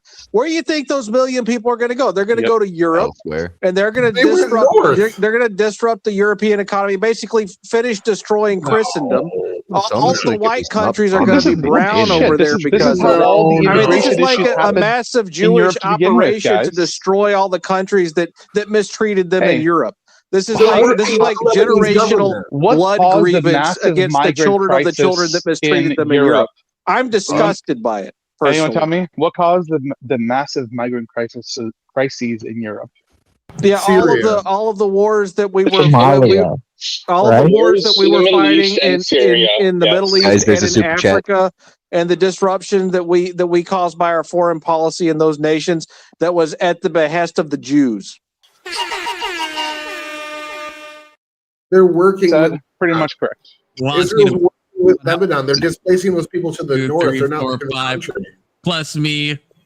Anson, you get a minute to tell everyone. Testy says mute everyone. Let Anson tell him to stop justifying war crimes. Yeah, so we're all muted. So the United Nations diplomat from the state of Israel has come on. He's the guy in the United Nations who's in charge of representing their government in the United Nations. And he says bombing civilian infrastructure isn't bad and it isn't a war crime because it's dual use, right? Like there might be somebody from the military who drives across a civilian bridge, so it's dual use. So war crimes don't exist because the nation can be also used by the military. Therefore, the Geneva Convention is irrelevant, and basically the Jews have found a legalistic reason to ignore slaughtering people aimlessly without any kind of moral justification the way that they do. Basically the Jews have become the Nazis of this century.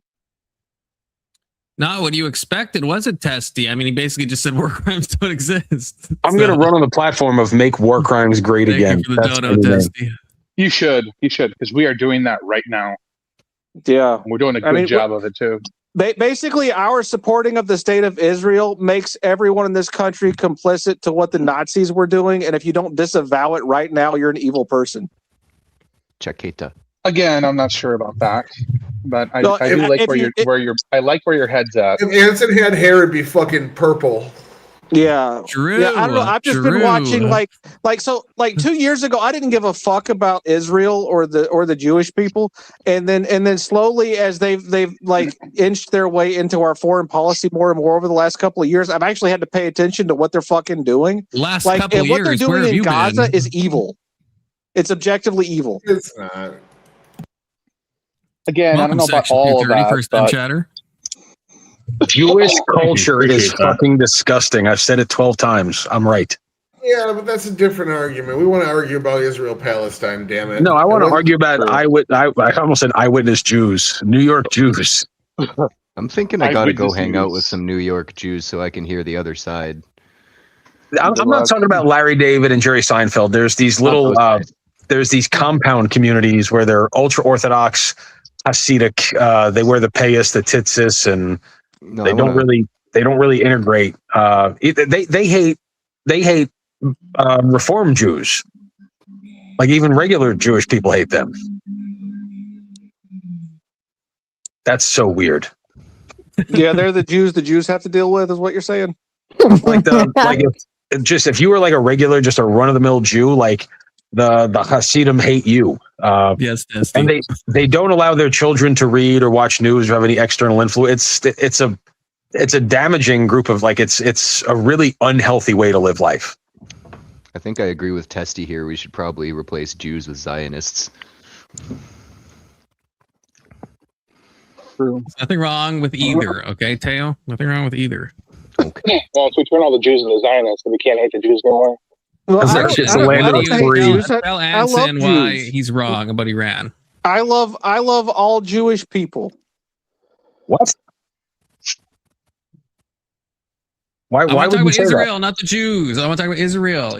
Yeah, we love the Jewish Iran. people. We hate the state of Israel because it's evil, like the Nazi Party was. So hold on. Let me ask you a question. Do you really, truly think that Israel is evil, or do you think they have their own motivations that everyone's been doing for thousands of years now, and they're trying to figure out a way to survive in a very, very dangerous fucking place?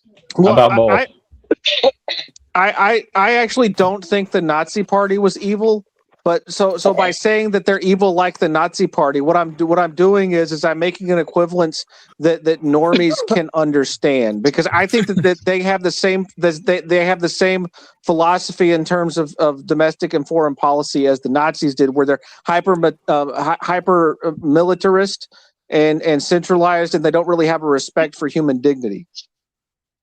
Okay, like you're essentially saying that the Nazis weren't evil, it's just they tended in that direction because of the things they did, not because of like the core of what they were. Is that what you're trying to say? Yeah, well, yeah, I don't think the Nazis were evil. I don't think that it's that simple. I think that we all have the capacity to be like that. And I think the reason why the Jews in Israel have become the way that the Nazis were is kind of like they've taken on their victimhood status and like taken on the role of their oppressors. Like they've gone full circle in terms of the victimhood horseshoe. It's fear, I actually right? don't disagree with that, but yeah, I think Alex is right. I think it comes from fear and protracted persecution that now has doubled back to going a little overboard. I don't Like, think they're going overboard. if you remember right after World War One, right? I mean, it was hell for them. They were afraid. They were in danger all the time. How are they going overboard? Well, like with Gaza, like I feel like there is too much that has happened. Too much nonsense that they have done. I think it's directly proportional to what Gaza did to them. How is that overboard? No, it's not at all. Except it kind of is. But it's What not. is the critique? I just keep Except hearing it kind of things. The critique would be like, I think the proportionality, I think calculations are like just way off. Like so it needs to be direct one-for-one people. No, if the world would be a better place if there was no Islam or Judaism. No, I'm not saying that, but if we're going to talk about proportionality, what's the Jaffa, the refugee camp, for example? I can't remember what the name is. It's something like that. Fuck. So if someone knows it, type it in chat. Refugee camp in Gaza that they have hit like multiple times.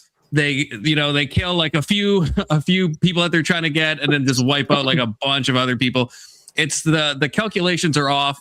They only kind of try people for their crimes when they actually have to, like the video of that guy being You mean exactly like the other side does if they do it at all? Yeah, I'm just wondering what you're trying to say. You're like, okay, a couple bad events have happened. That's the actual critique.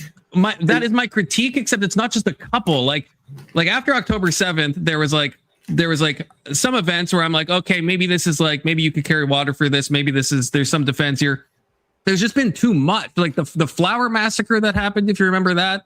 Jews are bad, okay? There was like a rush for the aid that was coming in. I mean, the blocking of the aid, they are intentionally slow walking it into Gaza, right? I understand they have to investigate and make sure nothing bad is happening, but they are intentionally slow walking. They're doing some collective punishment. I think we all can agree to that, right? So certain things, there's been too many sniper bullets in the heads of kids.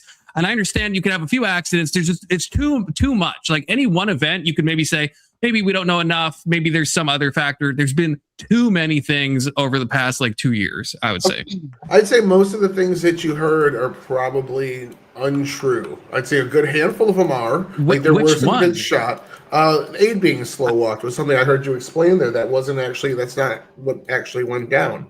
There was a conflict. What went down. No, there was not. There was a conflict for a few months with the UN because the UN wasn't taking an IDF support group with them, and that aid was ending up in Hamas's hands. Hamas was taking that food, hoarding it, and then charging outrageous prices to profit so they could pay back the cost of war. I'm not saying that's also not happening. And look, like the IDF turned around. UNRWA should have been disabled and is corrupt. So there's a lot of, I understand there's both sides to this, right? They have their own specific UN, or they did. I don't know if it's still.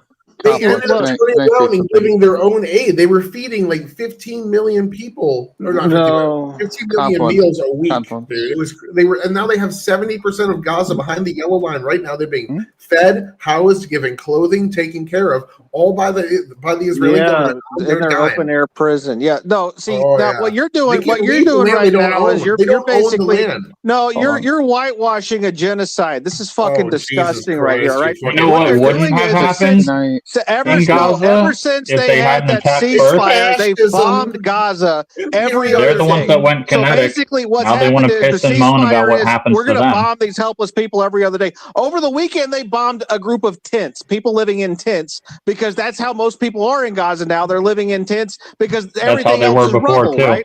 So they're basically bombing helpless people. They've killed over 700 people since the ceasefire happened, right? Because the Israelis are evil, right? They are doing things that are morally objectionable. We should not be allied with them. In fact, on our way out of the Middle East, we should carpet bomb that place to the ground because every one of those people deserve to fucking die. Yeah, the entire Middle East. Who's to say I can get behind that? Yeah, let's do it to the whole Middle East. Why 700 people have died? If you're going to do it, might as well do it all the way, right? Factions of Hamas are still fighting with the IDF. So most of those people that have died in the war and since the ceasefire have been Hamas or people acting with Hamas. Yeah. Right now, and we know The Gaza Health Ministry admitted there's about 50,000 people that have died in the war that are now getting government checks because their family member that died was fighting on behalf of the Gazan state in some capacity. Are you talking about like the martyr fund? Yeah, no, that's different. That's different. That's for Palestinians. This is for people that actually joined the militia to fight. 50,000 checks going out, new checks going out out of 77,000 people killed. That means 2/3 of the people killed here were combatants. That's extremely good fucking numbers in urban combat, and that's never happened. It's not even close to what we did in Tokyo when we fucking firebombed the entire city. And then sure, yeah. I This don't is disagree. I don't disagree. Like when you compare it to other urban conflicts, I agree that there is a lot. There is a higher ratio of combatants than is normally the case in these type of environments. But Israel has the means to do this in a more careful way. I don't think they're being careful enough. Can I ask? I want to make a statement if I can. Sure, go ahead. Preferably without like a ton of people jumping down my throat. So the problem, I'm gonna try. All right. The problem is that there's not much reward for them behaving well.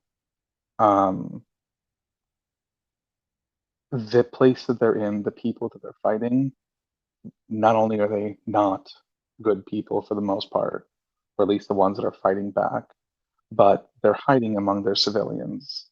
And while sure, they could be more careful, it seems like even when they practice the utmost care and go above and beyond, absolutely nobody thinks that's enough, right? They still need to do more. I don't know how much more they can do at different times. So I'm not surprised if one day they decided, fuck this, I'm just gonna blow everything up until we get through this. Because dragging it out and doing it carefully, it's not working. The people there are not giving up. The people in our the people in our country and other countries are not giving them any more grace than they did before. They don't care if they make more effort, if they make less effort. None of that shit matters. It's just another excuse to like fucking shit on them, right? So just, notice that we probably have a lot to do with this as well. And it's not just because they don't want to be more careful. Ancon, come on up, buddy. I'll take you on. I can get these hands too. When you have 15,000 child soldiers in your country, there will be child combatants. Just saying dead Palestinian doctor baby journalist isn't working. Yeah, well, when you have an occupying force that's systematically stolen the land of your families for generations, you're gonna end up with an insurgency, which is what Hamas is. They're an insurgency against an occupying force that needs to be run out of their nation. It's not their land. Did anyone? I don't disagree with you, Alex. I don't disagree with you. I don't know if I have much to add. Okay. Yeah, I didn't want to jump down your throat, so I was just letting you get your thing out. Feel free to respond now that I'm done. Right? Imagine glazing a terrorist organization. That's wild. Yeah, Jew lover. Yeah, why are y'all glazing the IDF? They're a terrorist organization. No, I don't like the IDF either. I hate both of them, but I wouldn't glaze terrorists either. Yeah, the word terrorist has no meaning in this country. It's been so overused.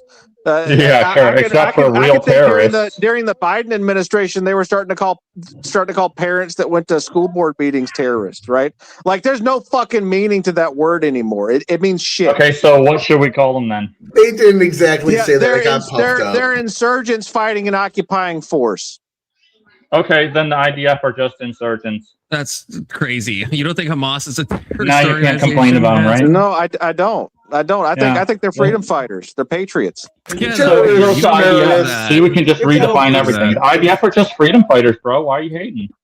Yeah, the freedom fighters from Europe that took the people's land that they're fighting. Yeah. Okay. Yeah. But they should go the back freedom to Europe. fighters from Gaza who never owned the land to begin with. Yeah. Anson's going full leftist. They can't be fascist. It has anti-fascist right in the name. Yeah, Loki. Anson, it's just ridiculous wordplay. Anson, you don't actually think that they're not. They haven't committed terrorist actions, right? I don't.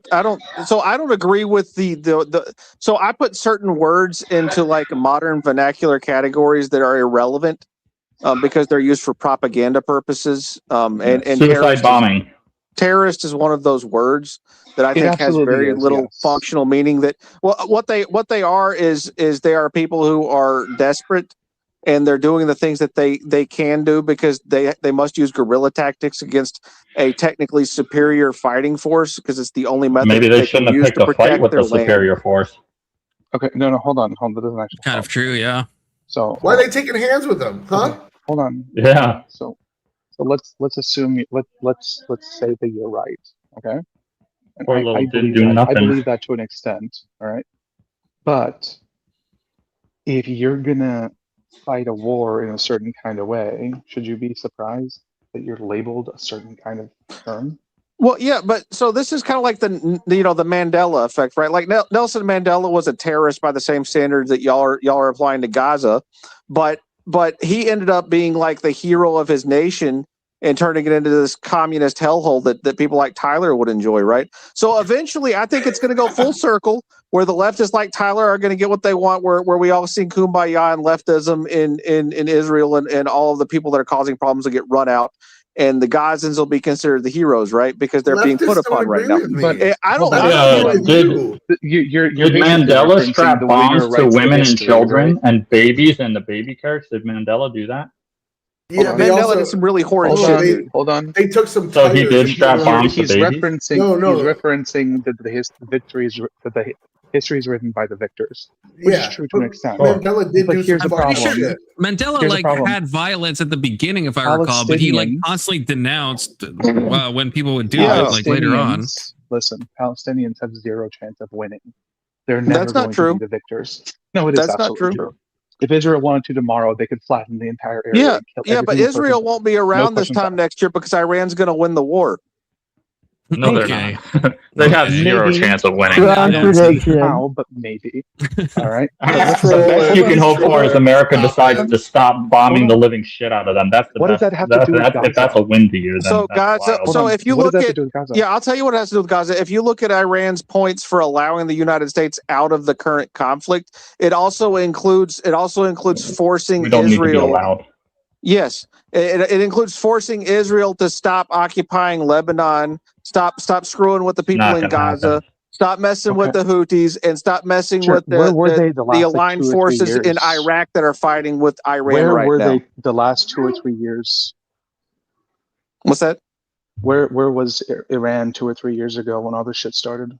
Yeah, so Iran is not a country that fights illegal wars, right? They were waiting to be attacked by the superior force because they're a higher moral nation than the United States. They're not going to fight an unjustified conflict. They attacked Israel when they were funding 7-on-1. When they were funding terrorist groups to commit attacks on Israel. That's not them engaging in a war. No, they were funding people who were fighting for freedom in their own country. The Gazans are being occupied. You don't believe that? Hezbollah didn't exist until after Israel took Lebanese land. Israel took Lebanese land, and so Hezbollah sprung up to fight against that. I might agree with you, but the people they're funding, like the leadership, doesn't live in Gaza. In fact, they live somewhere in really high-rise apartments and enjoy the hell out of all the free money they get. They live in Qatar, right? Some of them lived in Gaza and they died. Yeah, I have no problem. I have no problem with hierarchies. Yes. Hold on. Some of them Alex, I have no problem with hierarchies. What's wrong with hierarchies? Okay, so what you're saying is that the leaders of the resistance in Gaza, these freedom fighters, are living it up, stealing all the money and wealth that area province needs to actually rebuild itself, while people fight their war for them in a war they know they can't be won. Yeah, so I'm like, so yeah, hierarchies exist. I have no problem with hierarchies. Some people are always going to be at the top and be privileged. That's true of every nation. You said you wanted a monarch. Even the Middle Eastern, the other Middle Eastern countries that are run by the monarchs have the same issue where they have massive estates in other countries, and when their governments fall apart because of Iran's victory, they'll go and flee to those palaces as well because they're at the top of their hierarchy, right? That's how hierarchies work. That's silly. But yeah, so It's silly. Yeah, it sounds like you're making an awful lot of excuses for people. No, I'm accepting the nature of people. People live in Sure, you're hierarchies. There's accepting people on the the nature, nut. but you're also kind of saying talking that out of both you're sides. also Yeah, saying that suicide they're in bombing an is for existential freedom. war for Hold their. on. You're kind of talking out of both sides of your mouth because you said Iran is like this just nation that doesn't attack people unjustly. They're Yeah, better they than- don't. Yeah, they're But they helping people also- maintain their freedom. They're helping. they That's what they're doing. They also coordinated, trained, funded, and backed 6 terrorist entities to all attack Israel without any declaration of war, without any foreknowledge, and they targeted civilians. They went to a concert, attacked and sexually assaulted around 300 people. Women were burned alive after. There was all sorts of awful shit that happened on Iran's behalf, and then Iran joined that war and became the 7th front attacking Israel. Yeah, it seems like a pittance compared to the crimes that the Jews have done. Okay, so you're just saying you don't care. So what about them? That's fine. Yeah, Your standard is nothing. You don't care. No, my standard is that the people that civilian targets. Hold on, no, Anson, my Anson. standard is the people that You're are causing basically the problem saying that need to be nobody can removed do from that any- nation. Nobody can do any Israel's wrong doing to that. Israel because Well, now Israel you know has why done Gaza turned such into dust. horrible things. Is that right? That's exactly what's happening. They're being Hold on, removed. Is that right? Is that what you're saying? That Yeah, the people nobody that can do are anything occupying wrong the occupying with regards force, to Israel. the colonizers because need to be Israel run out. Is already in the wrong. It was their Anson, land to Anson, begin how with. do you, Anson, Anson, even like hold on. from a different angle? Wait, I want to ask. Fine. Think about the answer real quick. Are you saying that nobody can do anything wrong to Israel right now because of the position they put themselves in? What? Nobody can do anything. Of course, people can do things wrong to them, right? Well, you just said the funding terrorist organizations to go murder and rape a bunch of people. Well, no. I think you're right. You're right. I think it would be much more kind if they self-deported. So, Why yes, would you you deport think from a nobody country can do you any own? wrong to Israel then? What? What's that? Hey, did you guys see that outfit that Israel was wearing? What a slut.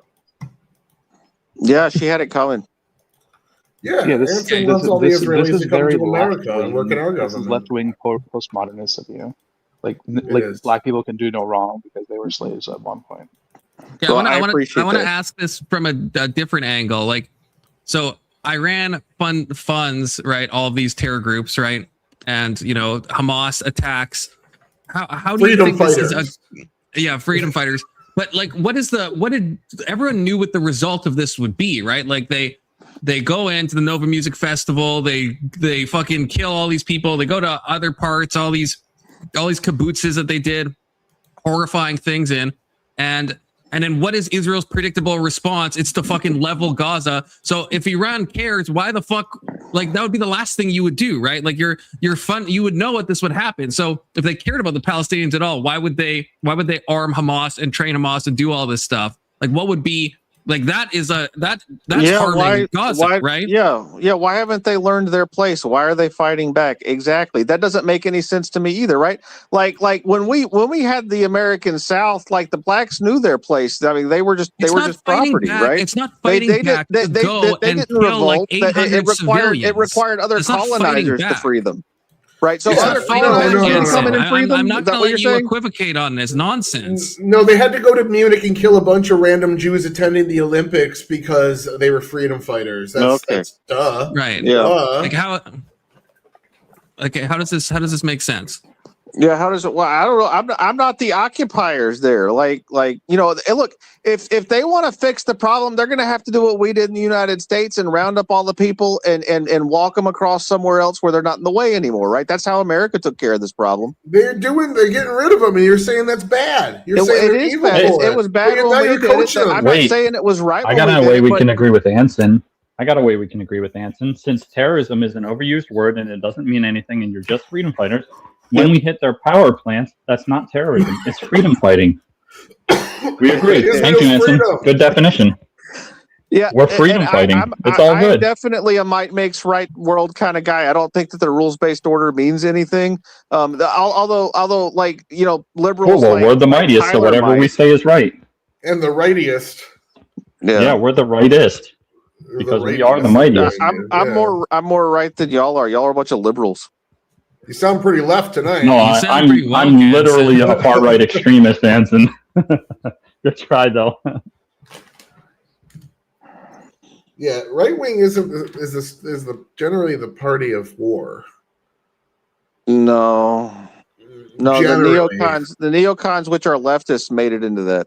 Neocons actually were leftists, but neocons are a very small segment of the right wing. Yeah, they're the ones that polluted. The right wing had a very robust anti-war movement until the neocons destroyed it. No, the reason the neocons joined the right wing around the Carter to Reagan times was because of the right wing's war stance. Because the left wing was so anti-war under Jimmy Carter, they parted ways with the party. Came to the right to join the war party. If you start history right there, I was thinking more of like the William Buckley era that turned the right into the neocon movement, which was way before that. And also if you look back, Henry Ford and the America First movement that existed before World War II that was very anti-war until we were attacked by Japan. There was a very robust right-wing anti-war movement that was trying to prevent us from being pulled into World War II. We have a long history in this country of right-wingers opposing war. It's just a bastardization of history by neocons to think anything otherwise. William F. Buckley was not a neocon. He existed before the neocon. He don't claim him. That's fine. He wasn't. I'm not a neocon either. He was a fusionist. Okay. He took some parts of the right-wing movement, but generally he was somebody that took the whole movement and tried to listen to the best ideas and come up with something the party could actually run on. He wasn't a strict neocon. This is Norman Podhoretz, Bill Kristol's dad, and shit like that. These were the fundamental original neocons. Oh shit! Oh shit!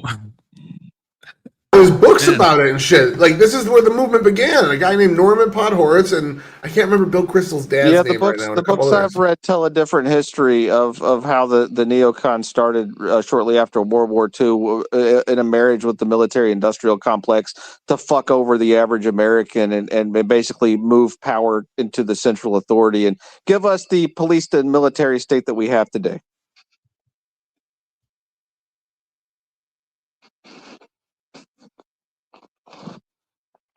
There's a reason why William Buckley's magazine. What was it? The National Review? Was that his publication? I can't remember the name of it. But he basically excommunicated, exorcised, whatever you want to call it, removed the anti-war right wingers from his orbit intentionally and methodically, and othered them, to use a modern term. William Buckley was definitely not a anti-war kind of guy. This fusionist nonsense. He was a warmonger. He was big old anti-Soviet. The best way to fight the Soviets isn't just to let them crumble under the stupidity of their economics. It was to create this massive behemoth war state. Bunch of stupid bullshit that we didn't need to build. Hey, K2. Shalom. Shalom, brother. Shalom. Would you like a loan? Oh, yes, please.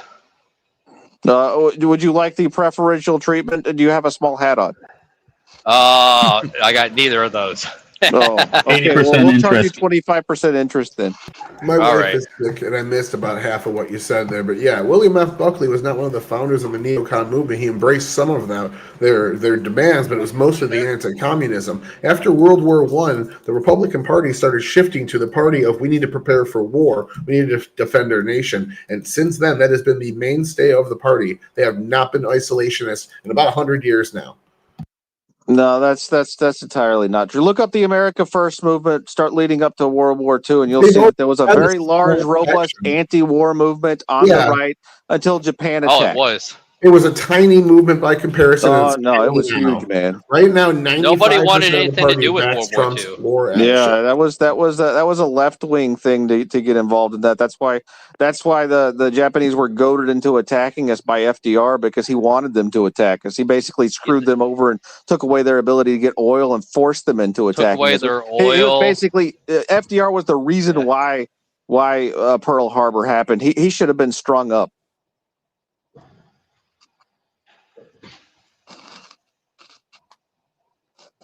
The last nail in the coffin was Pearl Harbor, but that movement was not the fundamental movement of the party. They were working to try to make to build up their national defenses on their military. They invested into all this shit because they were worried about being attacked. I just looked it up, military budgets, when the Republican Party started pushing them. It was a long time ago.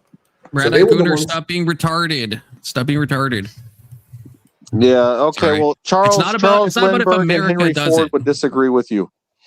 Okay, but those are two individuals. I'm talking about what the They were the Republican Party individuals was doing. leading the anti-war movement on the right that I was referencing that you can look up. It was the Okay, original again, I America understand First, this. America First movement. It was the I first one before understand Trump this, stole that the they idea. existed. What I'm telling you is the party itself did not pay much attention to them after the 30s. shit, The I'll be right Republican Party became the party of the military budgets and pushing to be the world. At least we weren't the world. The right didn't have any power in the 1930s. What are you talking about? The left, the left, and FDR controlled everything. He had an iron grip on everything. FDR was a fucking fascist.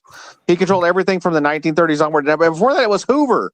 Hoover before FDR, and he was a fucking rhino all the hell. The last good president we had was Coolidge, and he wasn't a big government guy. He was a Republican. He was a small government guy. He reduced the size of the budget. He wasn't some big warmonger, war hawk. I don't know where you're getting your fucking figures from, but you're fucking lying or fucking stupid. One of the two, you goddamn fucking idiot. Fuck you. I looked online. I looked the Republican Party and what policies that they were actually pushing for in Congress at the time. So, okay.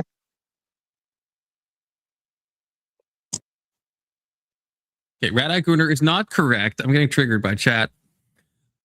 I think terrorism has a precise definition. Do we all agree with this? Or at least somewhat of a precise definition. I wouldn't say, for example, when Iran is like attacking military bases in like the Gulf states, I wouldn't call that terrorism because they're attacking like a military thing, right? Like I wouldn't. If there's like a clear strategic goal, I might think it's bad.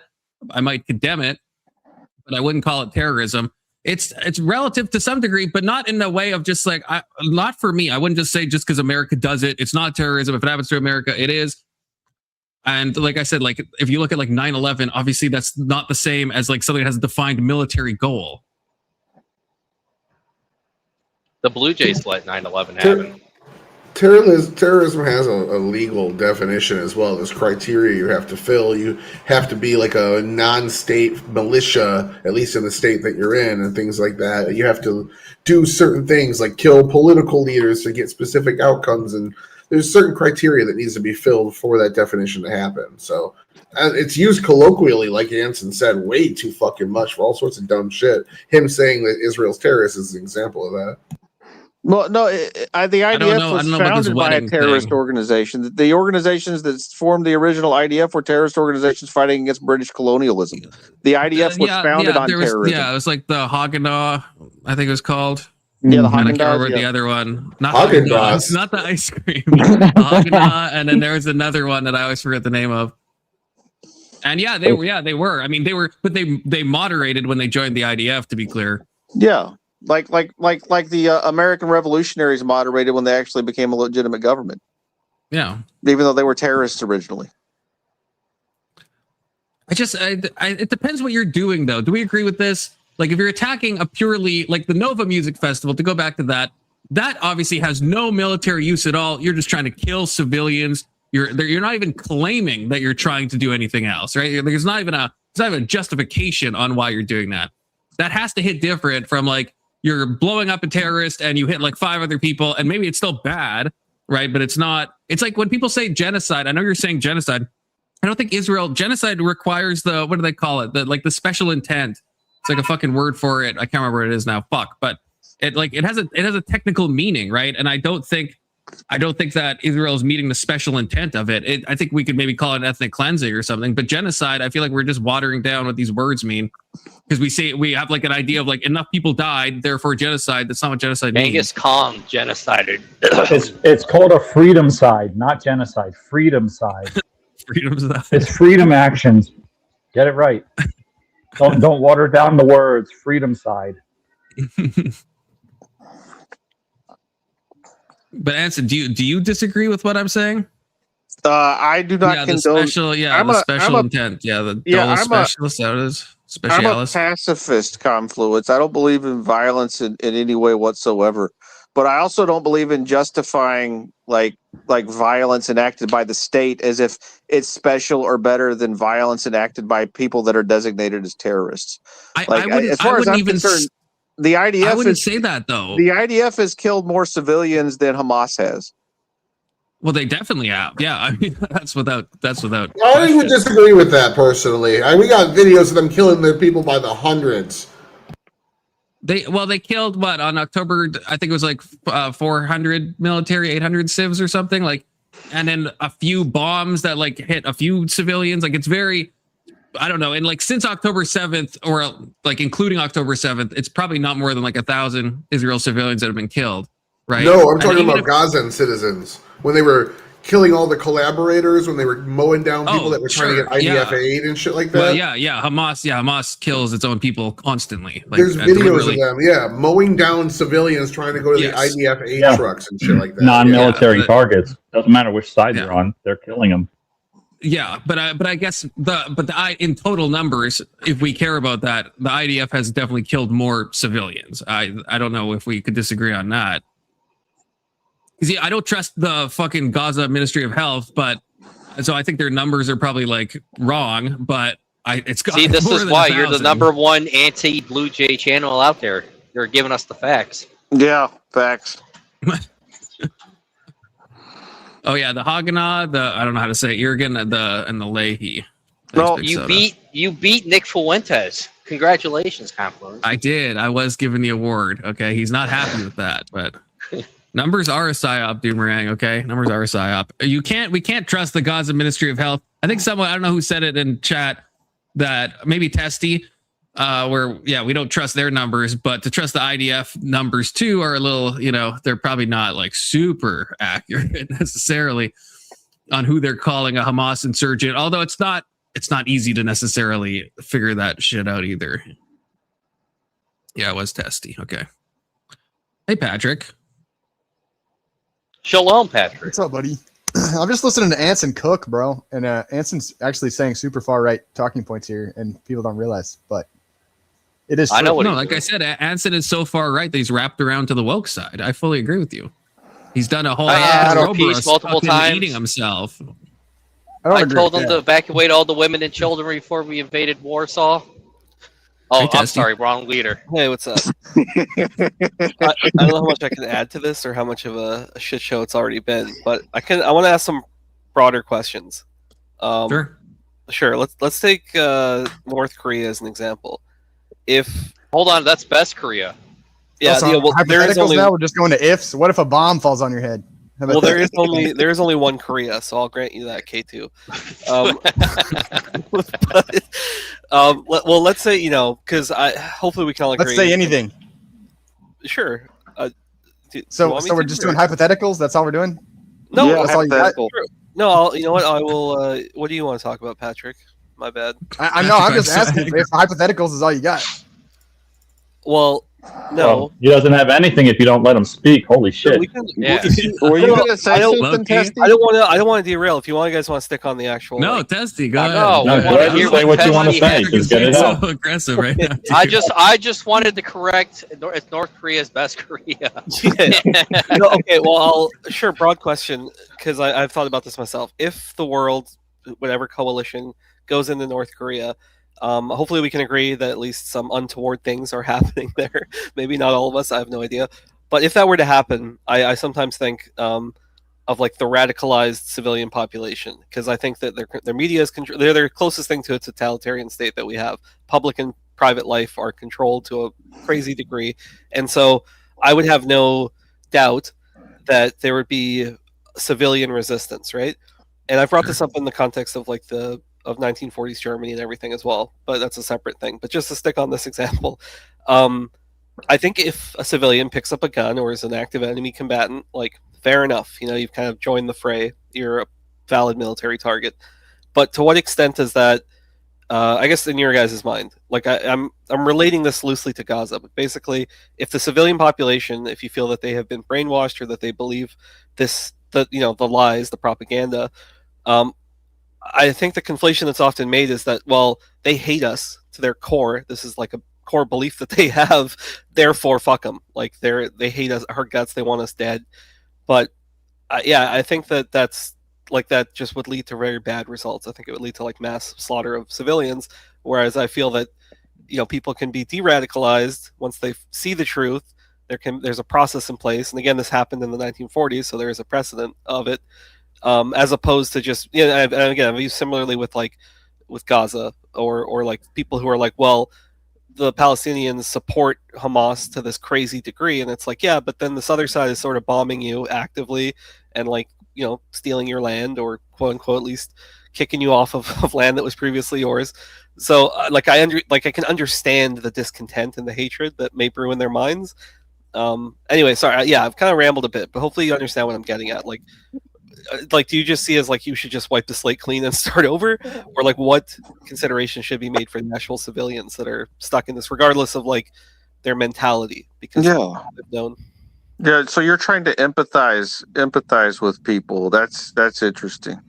Yeah, sorry, I know it's I know empathy isn't real, but to go with the IDF, they view them as an enemy that's just going to keep back, so they're going to old school war before it got modernized, where you just had to delete all your enemies to stop them from coming back. That's what they're it's like tomorrow. Yeah, it's like if you let them live, then they're tomorrow's quote unquote terrorists / freedom fighters kind of thing, right? Yeah. So yeah, I think I think it's a difficult situation because obviously with Gaza, we know obviously that they're very brainwashed. We've seen Farfour. They're all their little propaganda stuff that they have. So the kids, a puppet, yeah. They're weird, Hamas Mickey Mouse guy. So it's we've seen all this stuff. Obviously, they're taught to do a bunch of. They're obviously taught to do. We've seen the Hamas training camps where they're teaching people to behead Jews when they're super young and stuff. But I think you said it before, Tessie, that as soon as someone picks up a gun, they kind of cease being a civilian. Now, I think there's considerations that if you can minimize that, if you can do some I don't want to say re-education, but if you can try to change it, drop leaflets and stuff. But at a certain level, it's if we did go into these places, if I don't know what I don't know what the other option is. If the IDF is going, they have to have some response after October 7th. They go in, a certain percent of the civilian population is going to pick up arms. And what do you do? If you're boots on the ground, do you just let them shoot you? You obviously have to do something. Even the reality is, even if it's a child that is given a gun, that's a child with a gun, right? So I guess what do you? I don't want to turn this back around on you, but it's what's the other option in a situation like that? Unless we're just saying don't go in, don't go into North Korea again. Drop leaflets, do all that stuff, And I think Israel at least is decent with some of this stuff, trying to. I don't know, maybe I'm going to disagree on this, but trying to tell people to leave certain areas, doing the roof knocking right before they blow up places. Right. But at the end of the day, if you're a ground force and someone is picking up guns, they're not civilians anymore. Even if I understand that they're brainwashed, it's what else do you do?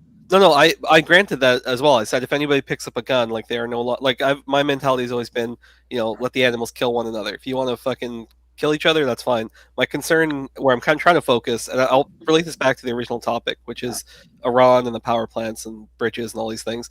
I think that when we're questioning these things of okay, well, I think even Section and me we're going back and forth in chat a little bit.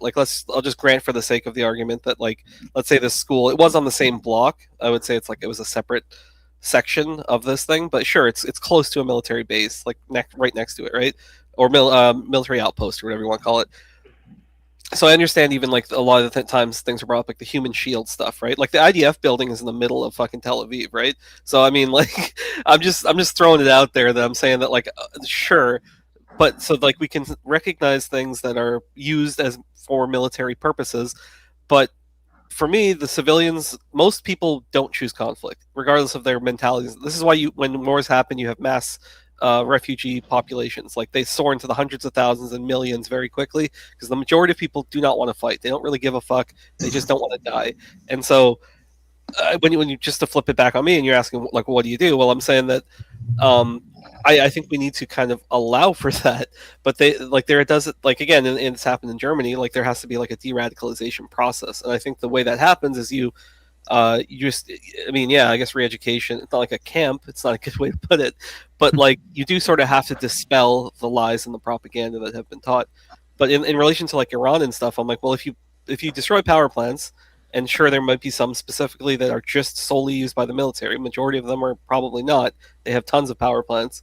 You're going to affect millions of people, and so yeah, I don't know. It feels like it just feels like it's a very loose justification when we're saying like, well, it'll hurt the military, but yeah, it also hurts millions of people. So. That's what sanctions do. But at the end of the day, yeah. Sorry, go ahead. I had a question that was asked. That was, what do we do moving forward? We already have that plan. We have a Gulf nation coalition of Arab nations, and 62 Arab nations got together. Most of the big ones got together and said, we're going to take over Gaza. IDF is going to be out in a couple of years. They're going to be phased out gradually as the plan moves forward. U.S., no involvement. We're going to get involved in the investment once the Saudis take over. One of the major reasons Afghanistan failed is because after about 10 years of us being there, the people there said we just weren't meshing with their lifestyle. They wanted the Saudis to come in and take over basically their rebuilding process. And we said, no, power through it. Ended up being a giant clash. They didn't want us there at all. And we pulled out. And it turned into a mess where women no longer were allowed in school. Slavery came back. Sell your daughter to get food came back, blah, blah, blah. So at the end of the day, we let the Arab coalition handle these things and turn a blind eye to it. It's not our problem anymore. Can I ask you, Testy, just because you were talking about like some coalition going into North Korea, and we're like kind of assuming that's justified based on like our particular worldview, right? But imagine that the economy was changed, and let's say the whole world was communist, and aggressively like Pol Pot, North Korea style communist, whatever, the Chinese variant of it, Maoist, whatever version you want to pick here. But broadly, the USSR didn't collapse, et cetera, and so on, since we're doing hypotheticals. Sure. Would they be justified in doing the same thing to us if we were like one of the last bastions of democracy and one of the last strong ones? No, of course not. No. Yeah. Are you saying North Korea is because? Sorry. I'll let you finish. Go ahead. No, I was done. I was saying okay, because by and large, the world order is like relatively westernized. Like, I agree. Beg your pardon? No, I said I agree. Yeah. Yeah. And so if by and large the world order was the opposite of us, like let's say we lost the Cold War or whatever, and like Maoist and like people like Pol Pot and all these things, like these kind of communist countries were like around the world still. The USSR still exists. And they said, okay, well, we need to overthrow one of the last bastions of like Western, whatever derogatory words they would use. Then they would start doing the same thing to us. Is that justified? Yeah, no, absolutely not. I mean, I see Russian imperialism as like kind of the other side of the coin. It's still imperialism. So like, I don't agree with that like those types of actions at all. So yeah. So should we do that to North Korea though? I guess because I guess maybe I'm misunderstanding. Well, China protects North Korea right now. Yeah, well, they're kind of their only economic lifeline. But I guess in context, or I guess to try and bring this away from the hypothetical, like what would you say North Korea is? Because they're definitely not like a communist country.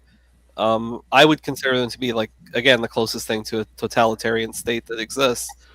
I don't know if it's necessarily like an ideological thing for me. Okay, then let's say everybody else was totalitarian and we were the last free country in the world. Would they be justified in going ahead and de-radicalizing us?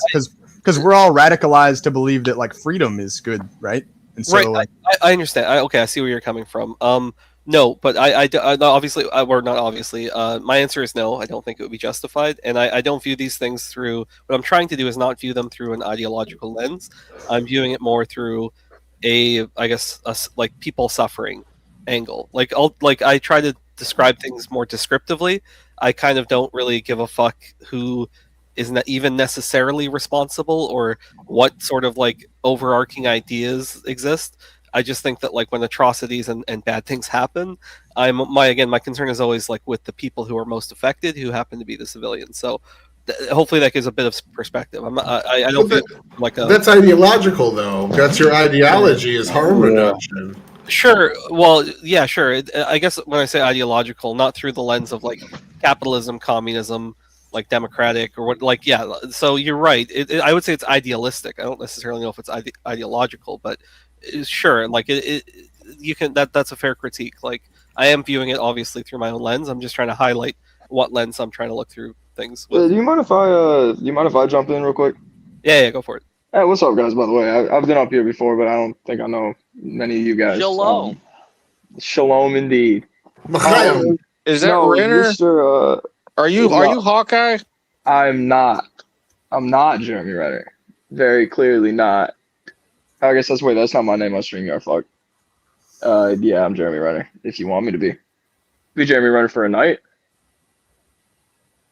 Go ahead. I'll give you 20 Yeah, bucks. lovely. Yeah, Okay. No, dude, I'm just saying, just kind of building. I've just been watching the stream. I don't think that this is winnable. Like in general, like I'm more like Mr. Testicle, Elden Ring was saying. Lovely name, by the way. Yeah, no worries. Like you were saying, like I think that the only way genuinely for us specifically, Israel can do their thing, right? But like the way that the U.S. wins this in any capacity with Iran is if we kill all of them, right? I mean, like, is if we just continue to fuck with the civilian population, because obviously us murking their government, like a regime change might happen, but at the end of the day, they're probably going to be more radical when they have kids. It's like I'm thinking about like this idea of like, bombing power plants and shit, right? It's like, what happens to the kid of the guy that was like forced to go to work that day? He doesn't really have much of an opinion on the war. He doesn't really care all that much about America. He's just a guy, and he gets his fucking head, he gets ripped apart by a U.S. bunker buster dropping on his job. Like that kid is going to be more radicalized than anyone alive right now. Your brother dies, and now you hate the guy that shot the bomb at you. Absolutely. The story of the Maximovs and Marvel. But like, I mean, like they have, like, especially with the Strait of Hormuz shit that's going on, like they're probably going to be more spiteful about that than they ever have been forever. Like I doubt they're ever just gonna let that shit go. And it just seems like this is gonna turn into another Afghanistan where we're just like, yep, job's done. We did it. It's really just a problem with Jewish culture. Well, yeah, maybe Israeli culture. Well, the other thing is that we're like Shalom, dude. The only way the only way that Trump can or anybody, I mean, shit, if this continues into 2 administrations from now, the only way any fucking any politician can justify this as a win is if Israel likes it and if we can get them to say good job. You know what I mean? I don't think a single American citizen that isn't like totally brainwashed is gonna look at this shit and be like, oh yay, we dismantled civilian infrastructure. Good job. You know what I'm saying? To your first argument, though, the point of the kids are going to be the next terrorist. This has been something people have been saying for a long time. But all this started. Terrorists. I don't. I get you. You're saying our actions are going to spawn the next generation of people that are willing to fight against us. You're making that point. So this started at the Cold War at some point, and it eventually trickled down. We were fighting against the richest, largest nations in the world. And they're the ones that were involved deeply in the Iranian government when we came in and ended up backing the coup that replaced the leader. The leader himself wasn't a big communist, but the majority of the government was. They were deeply ingrained in the USSR. So when he was replaced, the revolution that came in, put the Shahs in power, was backed by the communist regimes. They were completely behind it. They were allies from the get-go, and they saw that it destabilized us in a very critical part of the world to hold. Whoever holds that area controls 20% of the world's trade. And if you can use it to your own ends, then it's big for you to have.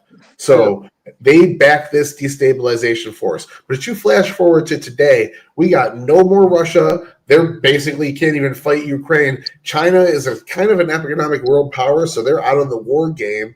So all we have really is Iran standing solo, and they're getting their asses kicked. Like, terrorism now is a joke compared to what it was 50 years ago. It's just we're winning, and the next squad is constantly worse and worse and worse. Well, I'm waiting for the U.S. bank tower to go down because Silverstein bought it.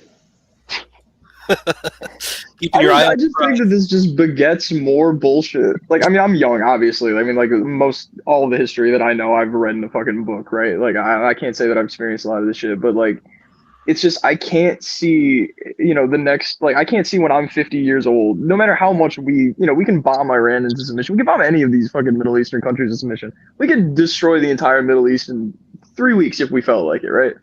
But, like, Mr. Smithy, are you familiar with the work that was composed by a man named Osama bin Laden, where he went through line by line and explained why he did what he did? It basically is blowback and explaining how the United States and Israel committing acts like you're describing are why he did what he did. And the concept of blowback is well known as a trigger and cause for why these things happen. I mean, it's you're not like stating something that's abnormal or strange. Oh no, I don't think it's strange. I think it's just gonna. I think that, I mean, like, I guess my point for you guys, I guess I'd say that I lean a little bit more left, just in general. Like, I don't really know. I guess I can't really say I know all of you guys know. You're but, young. Like, it's to be expected. that's what I'm saying. I'm young and cool and liberal, but like, I mean, on a genuine level, like, I just like this shit doesn't excite me. Trump's talking like a lunatic. God bless him. Honestly, I kind of like the energy coming out of this. Like, but like, just it's like I'm not happy. Like, I don't think that there's a win in here at all. Even if Iran said, all right, we'll give you everything, like Iran could become a dependency of the United States. Like, I don't see this as a victory for anybody involved aside from fucking Israel, because they get to say that their big brother bombed another country we don't like. Oh boy. And you know what I mean? It's just like they get more power out of this, which I guess in turn gives us more influence and gives us more validity in the area. Like, I mean, even more than we already have. I get it, but it's and we get oil deals and shit too. But I mean, it makes it doesn't hurt. I guess it doesn't should hurt or us. shouldn't have allies. You know, I don't know. It won't hurt us any more than it already has. Like, I don't think that and this whole idea of like Iranian sleeper cells are waking up. Like, I really don't think that Iran has any capacity to genuinely hurt the United States. I think, especially with like the nuke threats, like I understand, like, yeah, Iran having nukes, no good, no bueno, don't want that at all. If there's even like a threat of it, I get why we'd be so proactive about it. Why would you be? I don't think Israel should have nukes either. That's what I'm getting at. Like, I think, I don't know, the thing that sours me on Israel is just the fact that they lie so often. Like, I know we can, they assassinated JFK. Everybody lies all the time. But like this, the Confluence constant lies all the time too. Like he reads the I'm just saying, but like everybody does. I feel like when I'm a little, you get older, like when we're looking back at this, especially if Israel actually ends up losing this fight, right? Like in you mean 40 when they years, lose? Yeah, that's what I'm like. Yeah, they're not Israel gonna. genuinely ends up becoming a failed state, and it all just goes to shit. Which there's a non-zero chance of that happening. Like, are we going to be proud of working with them? Like, are people going to be looking back and being like, we fought for Israel, we did our best? Like, no, dude, we're just going to be looking back at this like, okay, it was a political strategy that failed. You know what I'm saying? Like, it's so fucking pointless. It's well, I think supporting your allies is something you can still take pride in, regardless of what happens. But it's an ally that we use specifically for political and monetary gain. Like, I don't think most people in the U.S. support what else is an policy. ally? What else is an ally? But it's not an ally. But they're the only ally that bombed one of our ships. I don't know. It's like oh boy, we have a Western country. They assassinated JFK. A Western style country in the Middle East. I would say Japan's definitely a better ally, but still, I mean, they've done bad shit to us too. Japan ended up they shut up and said, all right, pretty quick. Yeah. So I mean, sometimes people fuck up, you know. It is what it is. I know, but it's just like not only that, but like you know the whole like we're creating the next level of terrorists. Yeah, well, you know what? This shit has been going on for like hundreds of years, hasn't it? They're not going to stop. They want each other dead down to the last man. I think Israel only became a country in 1948. Yeah, and the only problem that's existed is us supporting their state. The people have been warring for hundreds of years. That is That's all they do in the Middle East.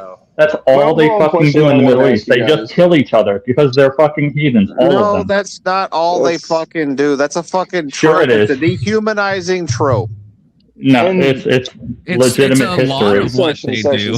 I don't know. It's the majority of what they do. Saudi Arabia. Okay, can I guess my overall question for you guys, and then I'll shut up. Because I feel like you don't have to shut up. You're good. No. Keep going. I'm just saying, like, it's an open panel. Talk. If there is any amount of winning that we can get out of this, like, I mean, like I said, God bless Trump and his energy with this shit. But there's no way that he's sitting in a room like, you know, he's in the Situation Room using, you know, just bombing like, oh, I'm gonna bomb bridges and power plants. Like, there's no way that they're sitting there like proud of what they're doing, right? Like, this has to be some bigger thing that they're. Because I mean, like at the end of the day, once again, yes, will it affect their military? Yes, will it affect their ability to govern? Yes, if it makes Iran come to the table finally and make that deal, then it was. But what's the deal? The deal of we'll be nice to you for the next 5 years, and then another guy's gonna take no. power The deal is no nuclear weapons. Yeah, no nuclear weapons. No more enriching to 60%. You're drinking the Kool-Aid section 230. I don't drink Kool-Aid. I do not believe. I don't even drink soda. At this point, that Iran will ever have a nuclear weapon, and we can either put it on ourselves and be like, "Good job." They would if we don't stop them. I genuinely, I don't policy. think so. They had a policy, a very open policy of not making nuclear weapons because it was against their and religion. they still enrich the 60%. So I guess they don't give a fuck about the policy. I genuinely, I they think had that this the whole ability to get nuclear one scare 20 is years ago, and they chose not to obnoxious. because they're against having a nuclear weapon. If they were against it, they wouldn't enrich above 20%, Anson. They're a more peaceful nation and have attacked less people than Israel has. They've been attacking American installments for the past 50 years. They're not peaceful at all. Israeli state. They attack constantly. Okay, so section, like, you genuinely, okay, I'm just saying, like, 2 years ago, Iran's going to have nuclear weapons in a week. 20 years ago, Iran's going to have nuclear weapons in a week, right? And it's like, and we keep like patting ourselves on the back every time we go in and bomb them, saying that like, oh, we stopped them from having nukes again. When honestly, it's almost like they keep trying to get nuclear capabilities and won't stop unless we stop. I think that just maybe, they really aren't that close, and we keep just like, you know, we literally found them with 60% enriched uranium. They absolutely were going for military grade uranium. Above 20% is like, military. But it's always this like looming threat. But then every single time we go in there, we clear it out. It's always a looming threat because they want everyone dead, and if they get a nuke, they can succeed at it. But do you genuinely believe that the country of Iran? They do. They chant it. Section. They literally say "Death to America, death to Israel," from the river to the sea. Where do you think this shit comes from? It's from their mouth. I get what you mean. Do you think they'd be willing to? I was gonna say, are they nuking New York City? Everything just to kill us? I don't think that they could get a nuke here to America unless they found a way to smuggle it in. So they nuke. That's fine. Israel. They take the entire state of Israel off of the map. So we should let them nuke Israel? I'm asking you. Well, if they nuke okay, well then we can let Israel nuke them, and then the war is over, right? Hold on. Fair's fair. If they nuked Israel, Israel would nuke them. They have nukes. Yeah, sure. You know what? You know what would actually be awesome if they all just nuke each other out of existence. That's my plan, actually. That's what I would prefer. That's like either side. The whole point of nukes. That sounds great, Alex. I agree with you. We should just let them nuke each other. Nukes make your territory uninvadable. No, they don't. That's all they're for. No, they don't. They don't. They kind of do. You can absolutely still invade a country that has a nuke, because even if you have one nuke, what are you going to do? Shoot a nuke at one tank and then ignore the armed forces coming in from the other border? No, you nuke their capital and call it good. Yeah, basically that wouldn't stop the invading force. No, it wouldn't, but it would destroy their country. Not necessarily, no. He's doing to Russia right now. If somebody dropped a nuke in Washington, a nuke would that would not destroy our entire country. It wouldn't destroy the entire country. Special. We have to admit that we're a little special. If every politician just vaporize. I mean, nukes are devastating, but I think you guys are misunderstanding what a nuke would do. And Israel's full of gay people. I'm more thinking of the fact that we would be left with. That's fair. Tel Aviv is definitely gay coded, Hanson. That's fair. Right. Yeah. We'd be left without any form of leadership. That's all I'm saying. That's not necessarily true either. If they're inside a nuclear bunker, that nuke is not going to kill their military leaders. It'll just kill a bunch of civilians. Kind of like we just dropped like a non-nuke and murked them in a day. I guess my point is that this is in my opinion, I want to hear your thoughts on this. This is just like another military show of force dick measuring contest that we can do on brown people because we know they can't fight back. And I think that I don't think it has anything to do with them being brown. No, I know it doesn't. It's more than they can't hyperbolic. Fight back. But I mean, like, the Middle East has been our little toy box to just drop shit. If they can't fight back, then they should stop doing shit outside of their own country. If they want to kill all their own civilians, I don't give a shit. But I just the moment they do shit outside their own borders, I don't see I think that there the rest of the globe has a right to get involved. The only way that this can be a quote unquote U.S. victory, and not in only like this shit. You see Trump on Air Force One talking about like we're doing, we have It depends on how you define victory. If your goal was to eradicate their current leadership and you did that, that's a victory. Oh my God! Even if we lined up, even if we did Saddam style, right? Even if we lined up all of their military leaders. Oh, my bad. Pause. Unfortunately, Confluence has a hard out in 2 minutes, so we're gonna have to go to final thoughts from. Ooh. All right, Well, I just wanted to final just thought. talk some shit. My final boys. thought is stop making it gay. Confluence. It's really gay. True. You have to be way more specific. All of it. Everything you do there. My final thoughts, and this is just a random thought, but imagine if you're like a Iranian power plant worker tomorrow on the day Trump said that he was going to do that. I think that'd be fucking terrifying, Loki. Well, I think Loki, they're not going to go to work tomorrow. Where are I you know, but sending us? some people probably have to go. Somebody So has to imagine be you're just like outside. sitting there. I'm and pretty you're sure like, that if they had a behind thought on that it would rent get right bombed, now. they just wouldn't go. The only thing worse than bombing a nuclear reactor is a nuclear reactor then melting down. Okay. All they have to do is turn it off the day before. Well, sure, but if the radioactive equipment gets exposed, right? it's Are not these like the power radioactive plants? It Are wouldn't these power matter. plants nuclear power plants? I thought they were just like normal power plants. I'm pretty. If it's off and it I gets don't bombed, know that if wouldn't they do started- anything. They started enriching uranium for these plants initially. Then they took it further for weapons grade stuff. But Yeah, this is why they had uranium. Yeah, enrichment 20% is facilities to begin with. civilian, and that's the maximum end. But anyway. All right, final thoughts from anyone else? I don't know. All I'm saying is that from I just my don't want to Chernobyl in perspective, Iran. I don't see anyone being like proud of this in 10 years. I think this is just going to be like another like, oh yeah, remember when we went to war with Iran? You know what I mean? Like I don't think that anyone's going to be like happy about this in any capacity. And I think it genuinely, if this does not lead to any form, if this leads to another Afghanistan where we just kind of have to pussy out to be like, oh well, we did it, guys. I think this genuinely could hurt Trump more than I think he even realizes. And like just If we public wanted to- perception for the people that don't really give a fuck about politics. You know what I mean? Like it's just like, oh, we went to the Middle East again. Yay. You know what I mean? Oh, look at I that. don't know, I just don't think that this is a good strategy. I Personally, personally the raid K2. Don't threaten me with a good time. K2 says, raid us to Coolvic. I will. I'll be live tomorrow, of course, somewhere between 7 and 8 Central Standard Time, and we will reconvene perhaps to see what happened. I don't think anything will happen. I agree with Jeremy Renner that it's hard to see a good situation out of this. But I guess we'll find out. God bless you guys. God bless Final the chat. thought. Good to see My everyone. final thought. My final thought. Okay, it's got to be quick though. All right, it's quick. Just stop it. Don't tell anything to Confluence about your wife. He does keep a spreadsheet.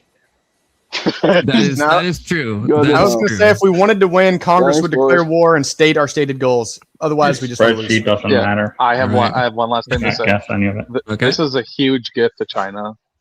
Just saying. Potentially. Doing nothing and staying out of it is a huge gift to Russia and China as well. Influence. True. All right, guys.